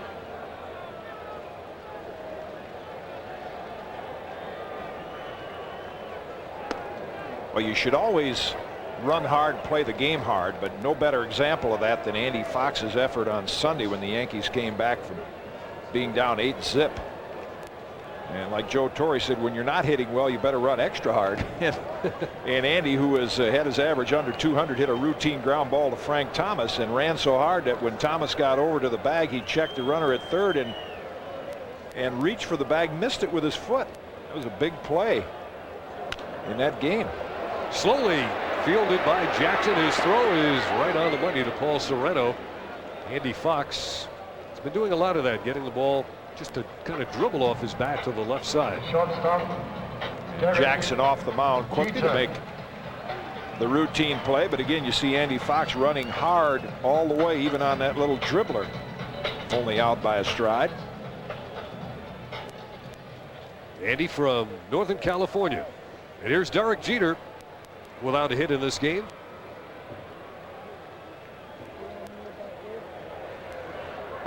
Jackson brings this slider over the inside corner, strike 1. It's such a sharp breaking slider that even when you hang it like he did on that pitch, it's still effective. That's Tim Davis, a crafty left-hander, getting loose.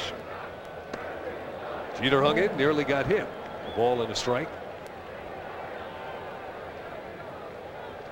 I would imagine it's tough to pick up the ball coming out of Jackson's hand on some of his deliveries. Looks like he varied it a little bit that time. Didn't have quite the leg kick.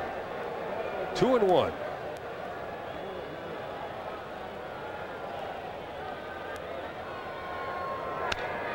Bounce fair. Davis behind the bat. Quick release. Not held on to by Sorrento. Boy, Russ Davis did everything he could to field it and get rid of it in a hurry. And he made a perfect throw, but Sorrento couldn't hold on. It got to it quickly, and there's the quick release. He knows Derek Jeter is running, and Russ gets a lot on that throw. And Sorrento, actually, if Paul has enough time to shift his feet, he could have gotten it out on that ball. The first baseman runs over and gets to the bag and tries to find this part of the bag right over here. Let's see, Sorrento's foot is back there. As a result, can't quite stretch quite as far and hang on to the ball. Well, they score that, a base hit for Derek Jeter, and now Wade Boggs bats.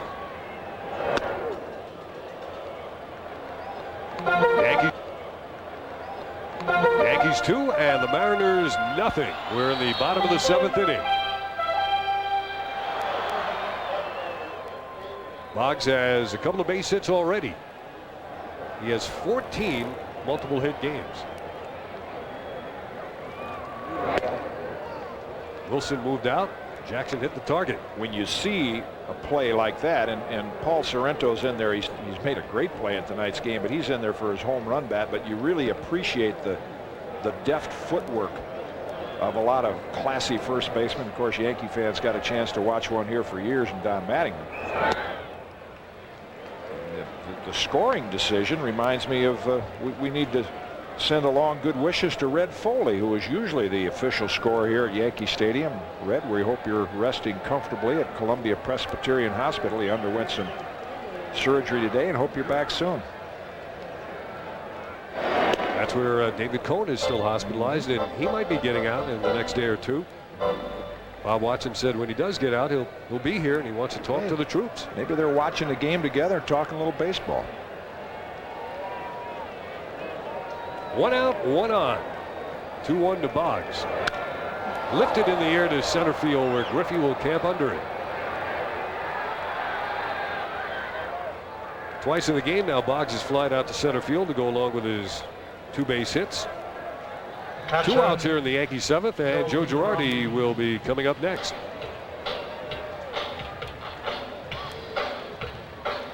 Looking at Willie Randolph, wants to see once if the steal sign is on. If it is, Joe will take a pitch or two.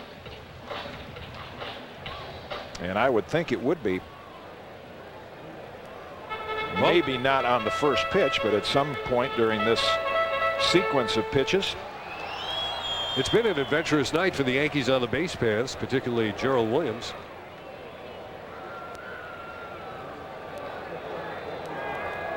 Good size lead, and a fake and a foul ball at the plate. Jeter started, stopped, and then the ball was fouled. Yeah, Girardi's seen Mike Jackson in the National League, and here's the bluff start. Derek just breaking and then stopping and reading the ball off the bat, but Girardi knows Mike Jackson and how tough he is on right-handers. Boy, that fastball just bears in on your fists, and then the sharp slider going away from you.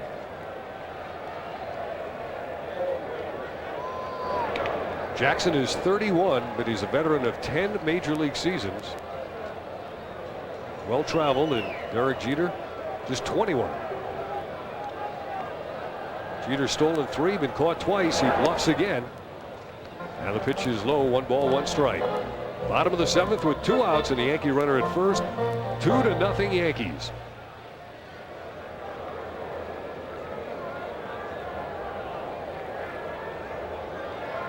First game of this homestand. The Yankees have won the first games of every series this season at home. That pitch rode inside, and the count now to Joe Girardi. He's 2 balls and a strike. Signed man Willie Randolph.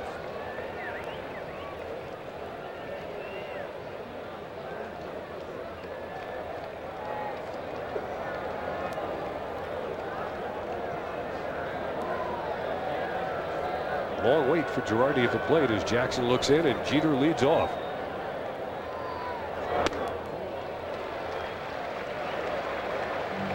If Joe Torre sticks to his usual approach, this is a count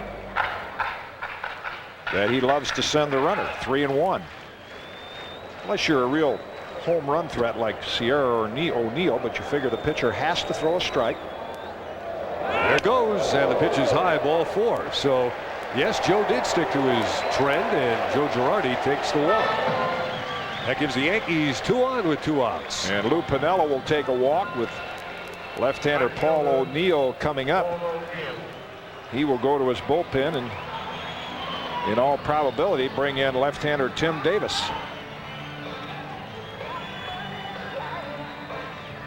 Mariners gave up a lot of their bullpen from last year's team. They've added some quality in Mike Jackson, but Jeff Nelson's here in New York. Bill Risley in Toronto on the disabled list. Bobby Ayala is on the disabled list with a broken hand. So they gave up a lot out of the bullpen from last year. And Bobby Ayala's injury apparently self-inflicted in a fit of rage or something. Ladies and gentlemen, Reportedly punched a window, cut his hand up. So he's unavailable, and Tim Davis is coming in. And we'll be coming back to Yankee Stadium on MSG right after this.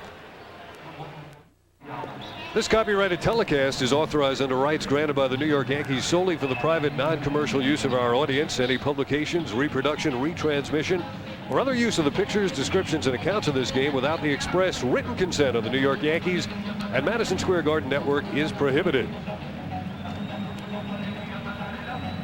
Tim Davis is the new Seattle pitcher, the slim left-hander from Florida, 5'11", 165 pounds.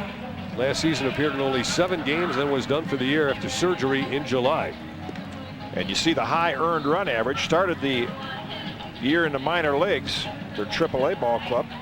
12 strikeout, almost a strikeout an inning, and Lou Piniella playing the percentage here. Lefties hitting in the low 200s, 238 off Davis. But this is not, again, an ordinary matchup. Paul O'Neill handles left-handers rather well, and Davis doesn't really have a devastating sharp breaking curveball. It's an off-speed curve, and that is a pitch that Paul is much more apt to be able to jerk down the lines. I don't think Joe Torre is disappointed in this matchup at all. So here we go in a 2-0 game. The Yankees leading the Mariners. Davis getting set to work to Paul O'Neill. 2 outs and 2 on. He bends that one a little bit inside. Paul talking to himself. I think he said, "Come on."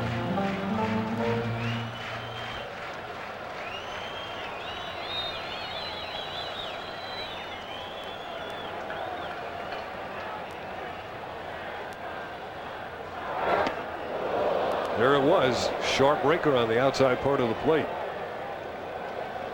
Almost looked like Paul was expecting a fastball, and the late break, perfect spot for the breaking ball.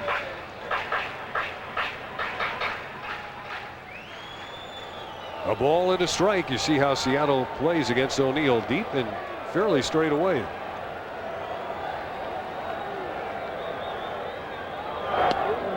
Reaching for that one. Now, what Paul has had the ability to do is like his former manager Lou Piniella. This again, Davis gets the sweeper outside. He'll look bad like that on 2 of them, and they go back there the 3rd time, and we've seen him reach out and cover the plate and take that ball the other way. Piniella was good at that also. Look bad on 2 breaking balls, hit the 3rd one.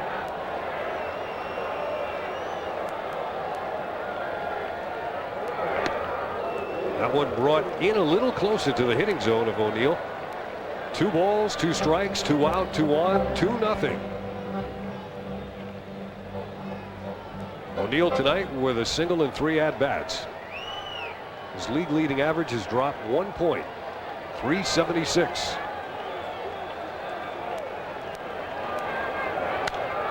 He got wood on this one, but it's playable at 3rd base for Russell Davis. Derek Jeter stopping right around Davis, and O'Neill pops out to end the Yankees' 7th inning. The Yankees don't score, but coming out on the mound to pitch the 8th inning in a 2-0 game is Doc Gooden. Dwight Gooden on the mound, inning number 8. And the leadoff man is Joey Cora. Curveball taken for a strike.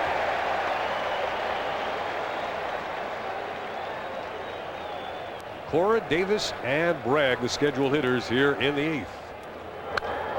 Lifted in the air to right field. O'Neill is coming in, calling. 1 down in the 8th. Yet another fly ball out. Special night in the Bronx for Doc Gooden. 4th game in a row. He just continues to get better. Mel Stottlemyre probably checking the pitch count, but you know what? At this time, they don't care what that pitch count is. Doc Gooden's not coming out of this game right now.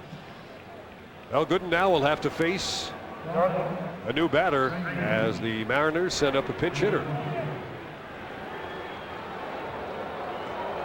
Torre making the notation on his lineup card. Doug Strange, as a Gooden with a false start there, will throw the rubber again. Strange is batting for Russell Davis, and he takes a curveball for strike 1.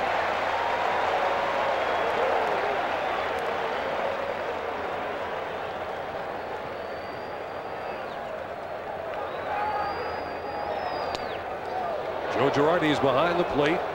Gooden has had excellent command of his fastball all night. The curveball has gotten better as the game has progressed.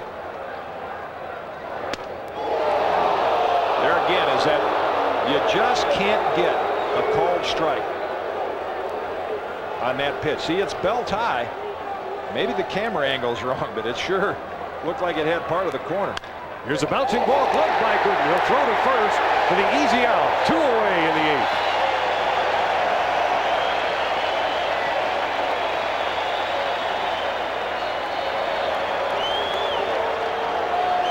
Doc has gotten more ground ball outs. You mentioned the command of the fastball. In the early innings, it was a little more erratic, but the curveball has gotten better and better, and now he's even getting more ground outs.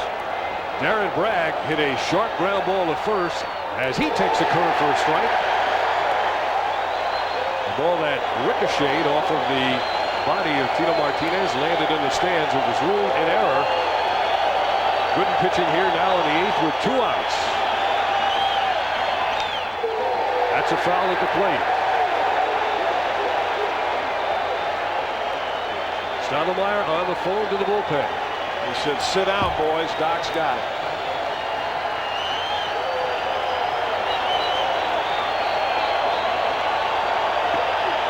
No balls and 2 strikes. They're calm on the Yankee bench. Sharp breaking pitch almost hit Bragg.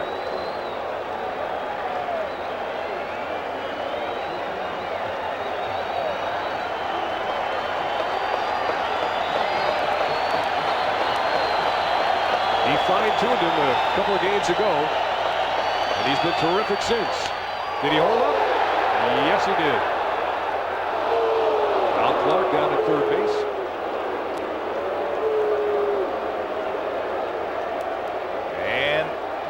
He did hold up in time. Now the count is all even at 2 balls and 2 strikes. We'll do it again. We've talked about the sometimes disappointing crowds here at the stadium, the way the Yankees are playing, but tonight one of the better crowds, and they have sensed what's going on the field from about the 3rd inning on, and they've been into it. The paid crowd, 20,786, but there's many more in the park. There are many more, and that pitch is low, and the count goes full. 3-2 here in the bottom of the 8th inning, top of the 8th inning with 2 outs, nobody on base.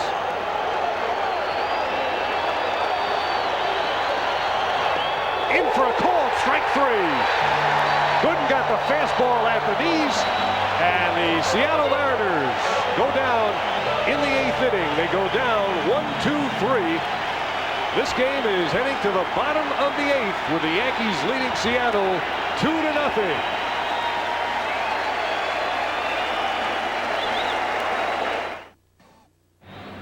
Bottom of the 8th inning about to unfold at Yankee Stadium. The Yankees 2, the Mariners 0.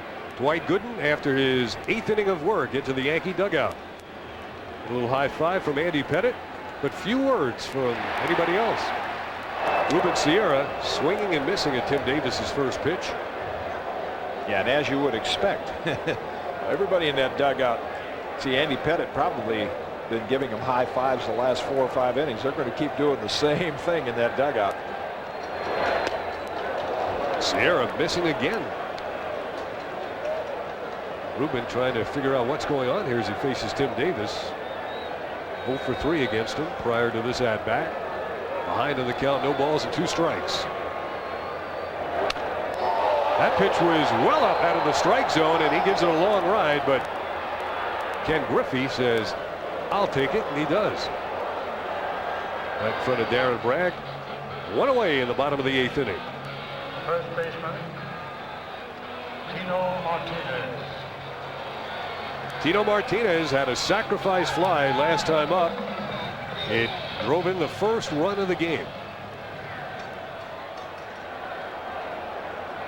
Here is Edwin Hurtado warming up in the Seattle bullpen.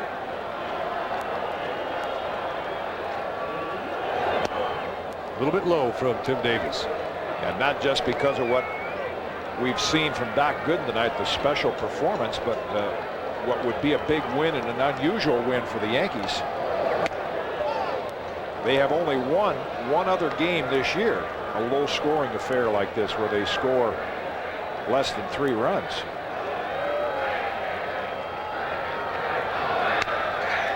That's a fair ball.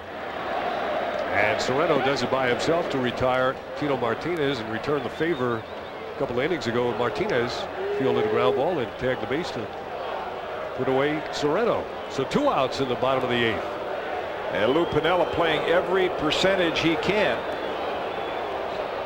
He is going to go righty to righty. And as is the case, Dave, when you see something unusual, doesn't happen very often, unfolding in baseball, Doc Gooden is going to have to face the heart of the Mariner lineup in the top of the 9th inning. Alex Rodriguez, Ken Griffey Jr., and Edgar Martinez are the 3 hitters due up. You mentioned that low-scoring game. That was the game the Yankees beat the White Sox 2-0. Gooden pitched in that game. Then it was Rivera and Wetland to finish it up. Yankees leading Seattle 2-0. Don't you dare leave us. Back with you at Yankee Stadium for the bottom of the 8th inning. 2 men away, and the Seattle Mariners have made a pitching change, bringing on the Venezuelan Edwin Hurtado, 6'3", 215 pounds, and that may be an understatement. Well, they picked him up from the Blue Jays for hard-throwing right-hander Bill Risley, and you can see that Edwin, a fairly hard thrower with almost a strikeout an inning, but a lot of hits per inning and a lot of walks. Lou Piniella right here just playing the percentage, righty versus righty. Seattle also got Paul Menhart in that trade with the Blue Jays. They gave up Risley and Miguel Cairo, and Jim Leyritz broke out of his slump nicely tonight with a pair of singles. As a run batted in, average again creeping toward 300 against Edwin Hurtado. Slider, strike 1. Yankees 2 and Seattle nothing.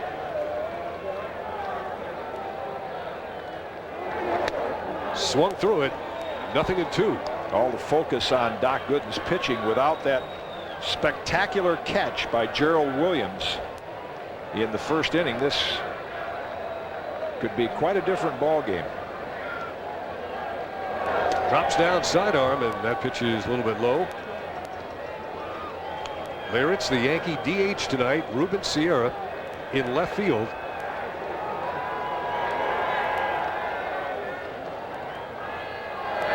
And a swing and a miss to end the 8th inning.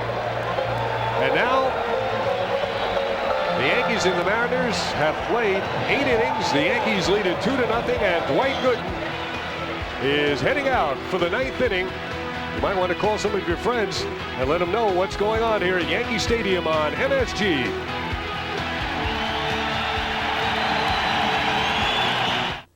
You see the line score through 8 innings. Dwight Gooden in search of his 2nd Yankee win, and he wants a new baseball to begin the 9th. Just 109 pitches through the first 8 innings. Yeah, and those 4 walks were in the first 3 innings when Doc still was searching for command of his fastball. Alex Rodriguez, the 20-year-old shortstop. Gooden started out each hitter last inning with a cold strike and a curveball for strike 1. Rodriguez has reached once on a walk back in the 3rd. Taken for a strike.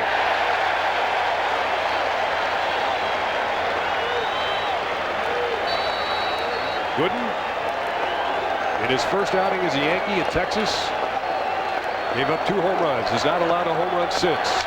This ball is fouled out of play. Leadoff man in the 9th inning with a 1-ball, 2-strike count. I told you the crowd seemed much larger than it was initially announced. 31,000 actually in the ballpark.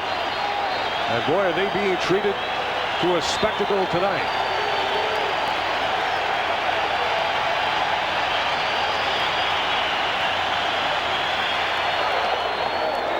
All even now at 2-2. Mel Stoudemire was all smiles on the bench.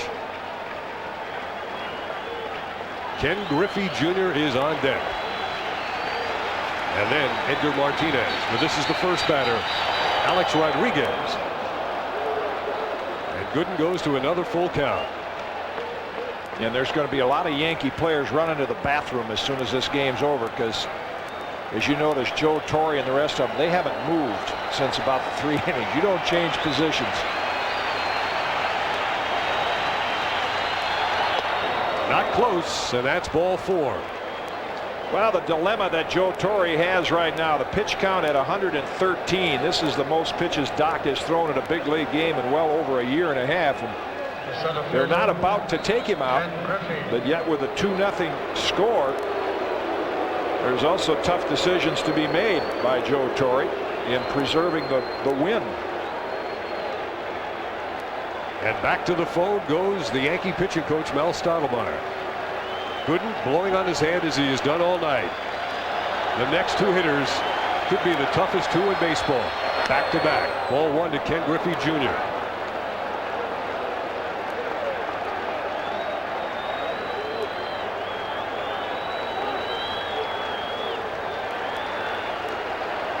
Nobody is seated in this ballpark. The curve gets the outside part of the plate.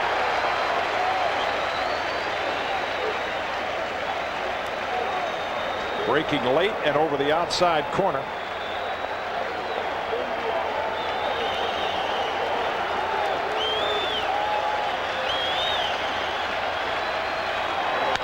This ball is hit slowly. Fielded by Martinez to the bag with a dive in time.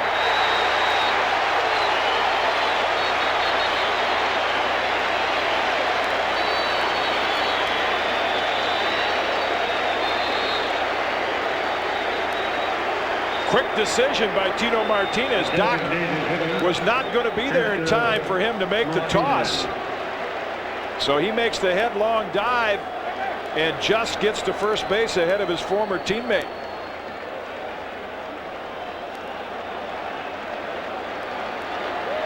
Still seated. 1 out now in the 9th. A runner at second base. And Edgar Martinez, the American League batting champ, at the plate. Girardi blocks it. Rodriguez walked and went to second on that ground out. A lot of times in games like this, you have the luxury of a big lead and being able to work differently. Doc Gooden, top concern is winning this game.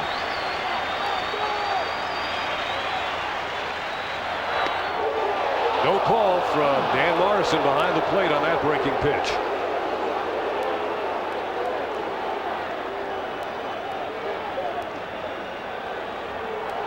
Nobody has moved. Dwight Gooden on the mound with a 2-ball, no-strike count to Edgar Martinez.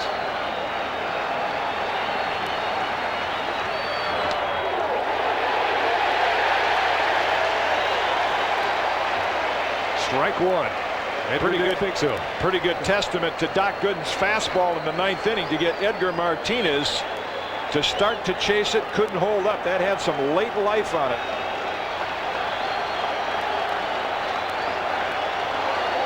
He is such a tough hitter, Edgar Martinez. Stottlemyre's loose. On the outside corner, strike 2.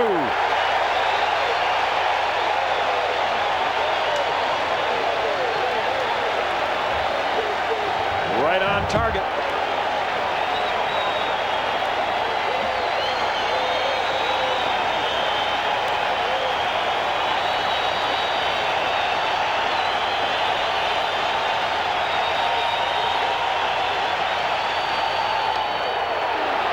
Tried to get the same spot, and now he goes full to Edgar Martinez. First base is open. Well, you can't tell the difference when these two teams meet, whether it's October or May. They can't play a dull game.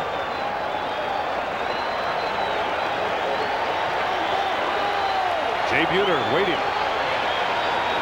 Doc Gooden is ready. He went to the hook, and that's ball 4. 2 walks now in the 9th inning. Gooden just threw his 125th pitch of the game. No trips to the mound.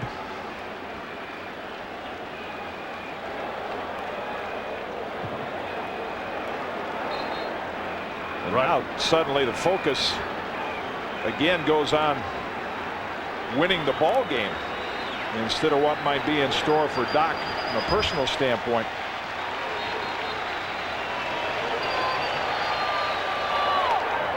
And gets away from Girardi, and 2 runners now will move up.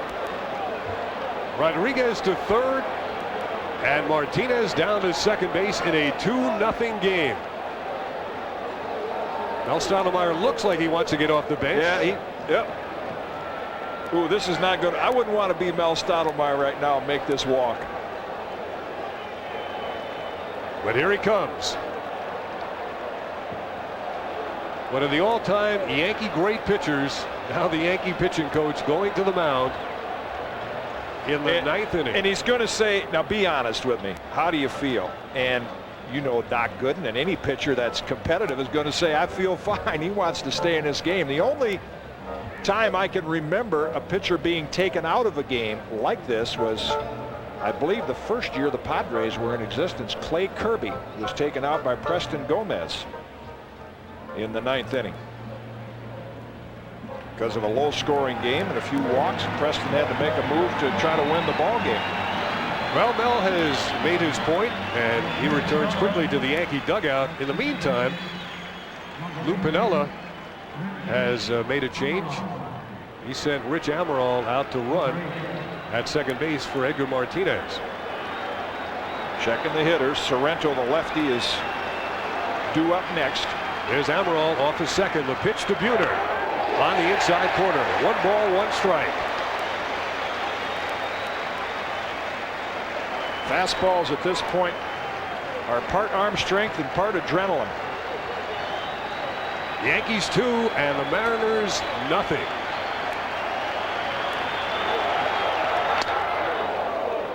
Count goes to 2-1 to Jay Buhner. Gooden has walked 2 here in the 9th, 6 in the game.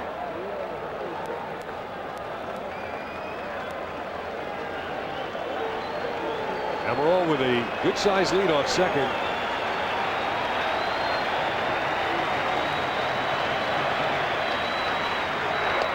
At the knees, strike 2.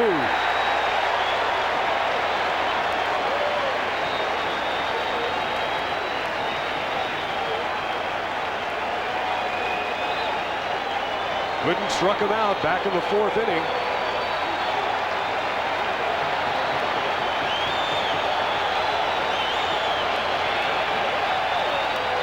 Swing and a miss. Jay Buhner missing.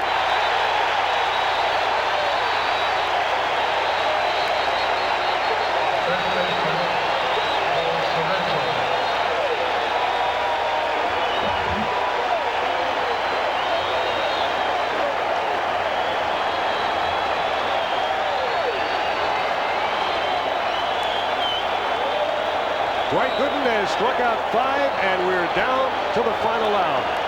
He will pitch from the windup to Paul Sorrento. That's a curveball, strike 1.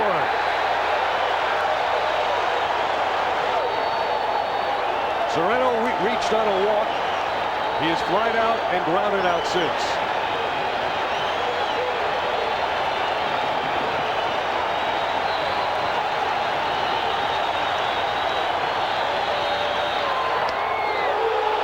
Morrison gave it a good look, but didn't ring up the right arm. 1 ball, 1 strike.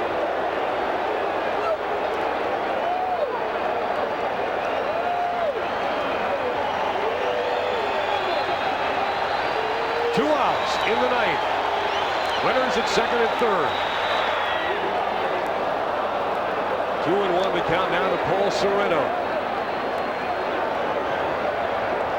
The crowd will be as worn out as they were after last year's division series games. And the bullpen, they're not watching on TV, they're eyeballing it from a long ways away. Lifted in the air, in the infield. Derek Jeter waiting, makes the catch. A no-hitter for Dwight Gooden.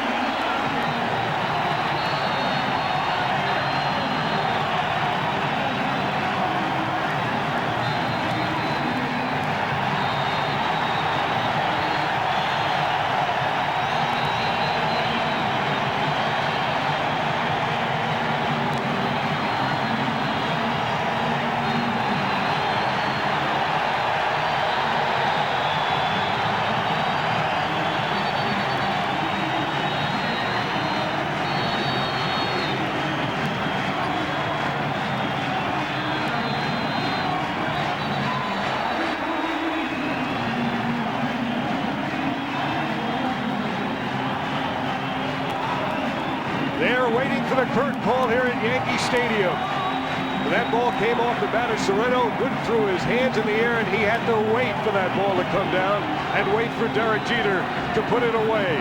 I don't know the last time Doc Gooden has thrown 133 pitches, but he did it tonight. And with the emotions he showed coming off the field, I think we'll put him in the Yankee ground crew lineup with YMCA. I mean, he's leading the crowd, coming back for more. Here he is, Dwight Gooden. He has just thrown a no-hitter.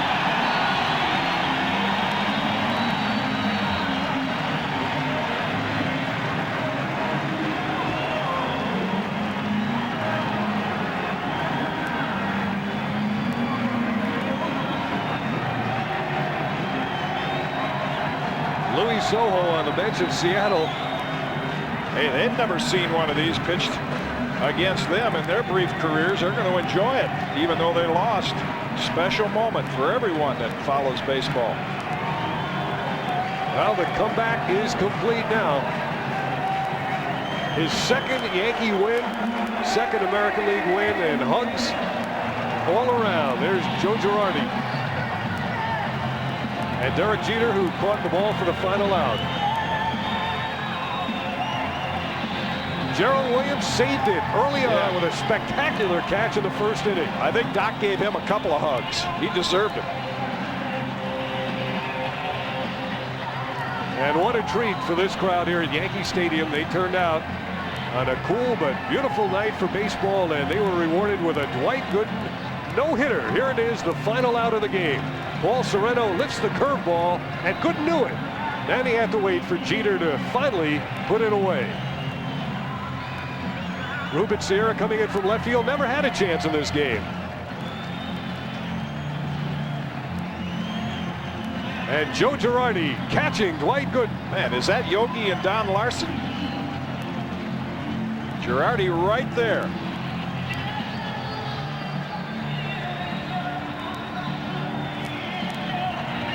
And the heroes ride.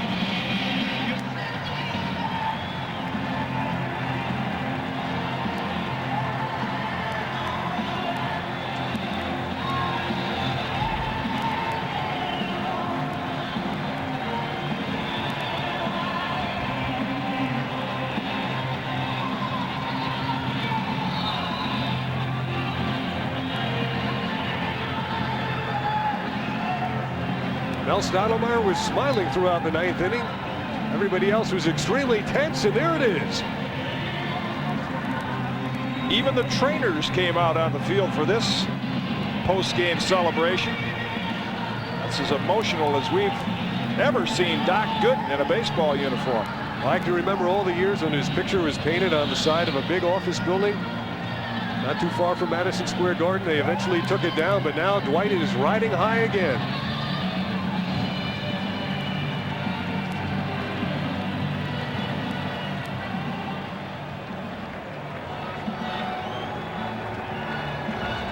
Boy, this crowd was rocking. In fact, the press box was shaking after the game ended with the final out and the no-hitter by Dwight Gooden. And the Yankees win 2-0 over Seattle, taking the first game of yet another home series. No doubt about who the guests will be when we come back. The Yankees winning it 2-0, 2-7-1, 0-0-1. Yankee Stadium on a very special night here on MSG. There's no doubt about who our post-game guest is. Let's go down now to our studios where Mike Crispino is standing by with Dwight Gooden. Thanks very much, Dave. And here he is, 31 years old, on the comeback trail, his 7th start as a New York Yankee. You're making this a regular affair now. The last 3 times you pitched, we've had you as a post-game guest. The last time you pitched, you said that was your best game ever. Now, we've got to wipe that out, right? Yeah, we got to wipe that out. This by far, I guess, was my best game. And, you know, coming to the game, the first couple of innings, I was struggling a bit and felt like I wasn't there. But as the game went along, I was able to get stronger and stronger. Tell me about, first of all, let's tell me about the emotion after this game. When you were lifted on the shoulders of your teammate, I have never seen you emote like that, not since 1986 when the Mets won the series. Yeah, that was like the same type of feeling, you know. It's just something that hits you, you know, to do it. Once I got 2 outs, and I was feeling the crowd was up. And I know Sorrento's got a lot of power, and so when he popped the ball up, something just went through me, and there it was. And the crowd was up for it all night long here at Yankee Stadium, beginning with Gerald Williams in the first inning, who made one of the great catches that we have seen here. I don't even think he saw the ball go into his glove. Do you? I don't know. He made a great play, and the thing about it, when I was in Chicago, the weekend, and somebody, I think it was O'Neill, hit a ball over Darren Lewis' head, and I asked Gerald would he have made that catch. I guess he answered that question tonight. And that turned into a double play, and that got you out of a bit of a jam. In fact, early on in the game, there were some walks that got you in some troubles. Here was the ground ball that Tino Martinez couldn't handle, and I think officially it is an error, and it should have been. It was a tough play right there. Tino tried to make a nice play and put his body front and take a wicked hop on him. And, he's been making some great plays all year, so that's going to happen. Another look at it here, and Tino Martinez, hard hit ball. Or here he makes a good play for you and able to get there and get Ken Griffey, I believe it was, on the ground ball.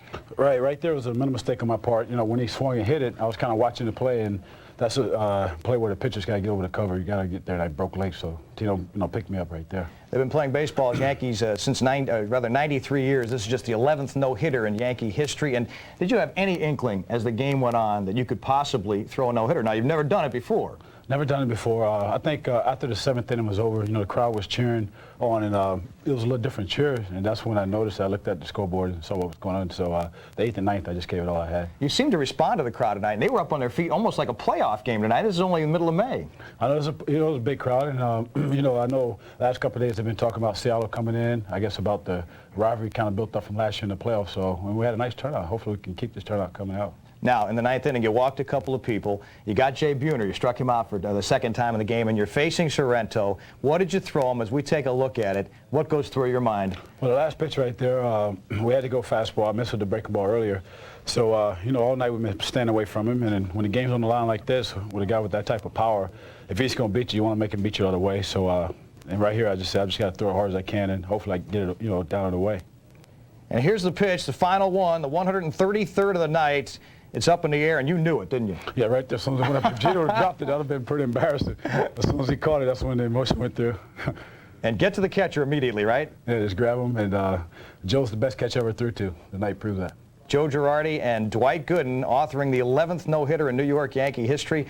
In the middle of that pack, could you hear anything that was going on? Anything your teammates were saying to you? It was just a lot of screaming, and my ears are still ringing. And as you see, I lost my voice for yelling too. But it just was the greatest moment in my career in baseball. Now, the change you made of a few starts back with Mel Stottlemyre, I mean, you went from a pitcher that was giving up a ton of runs, home runs, and not getting the ball to the plate. These last 4 starts, I mean, you've been as good as you've ever been. I know it has to be somewhat of a surprise to you that you could come back that strong after all that time off. I think the surprise is to come back that quick. I never lost confidence in my ability, even though I was struggling earlier.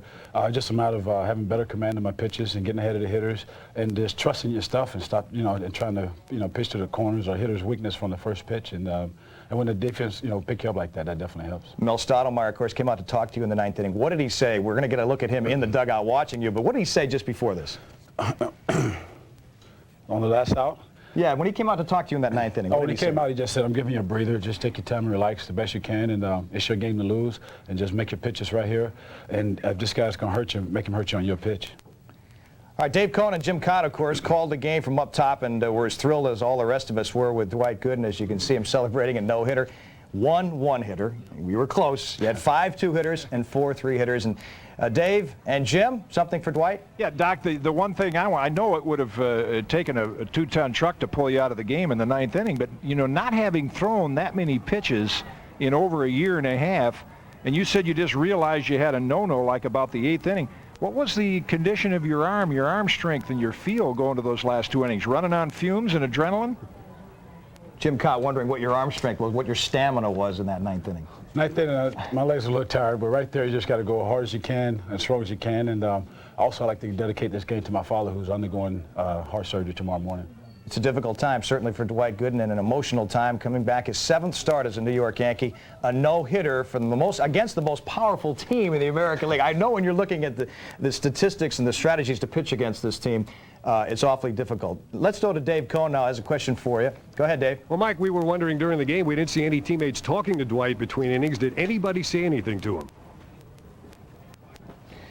None of your teammates were talking to you during most of the game, were they? Except Andy Petta, I noticed, gave you a pat on the back as you came in, I believe, in the 6th or 7th inning. Is there a little superstition going on there? I think so. And Kenny Rogers talked to me a little earlier, but like after the 5th inning, then he kind of blew me off a little bit, and everybody stayed away. But I was aware, like after the 7th, what was going on.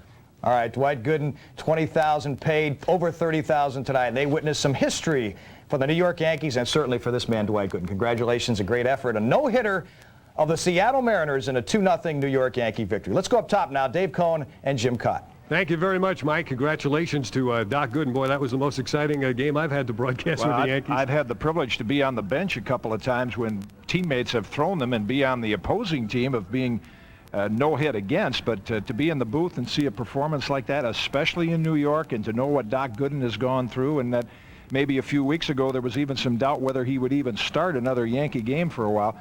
It was just as emotion-charged evening as we saw last year in the division playoff series. I hope we have a lot more like it. Yeah, what a way to begin the homestand. The Yankees again win the first game of a series, and just a tremendous performance tonight by Dwight Gooden as he no-hits the Seattle Mariners 2-0, the first and only no-hitter of his major league career.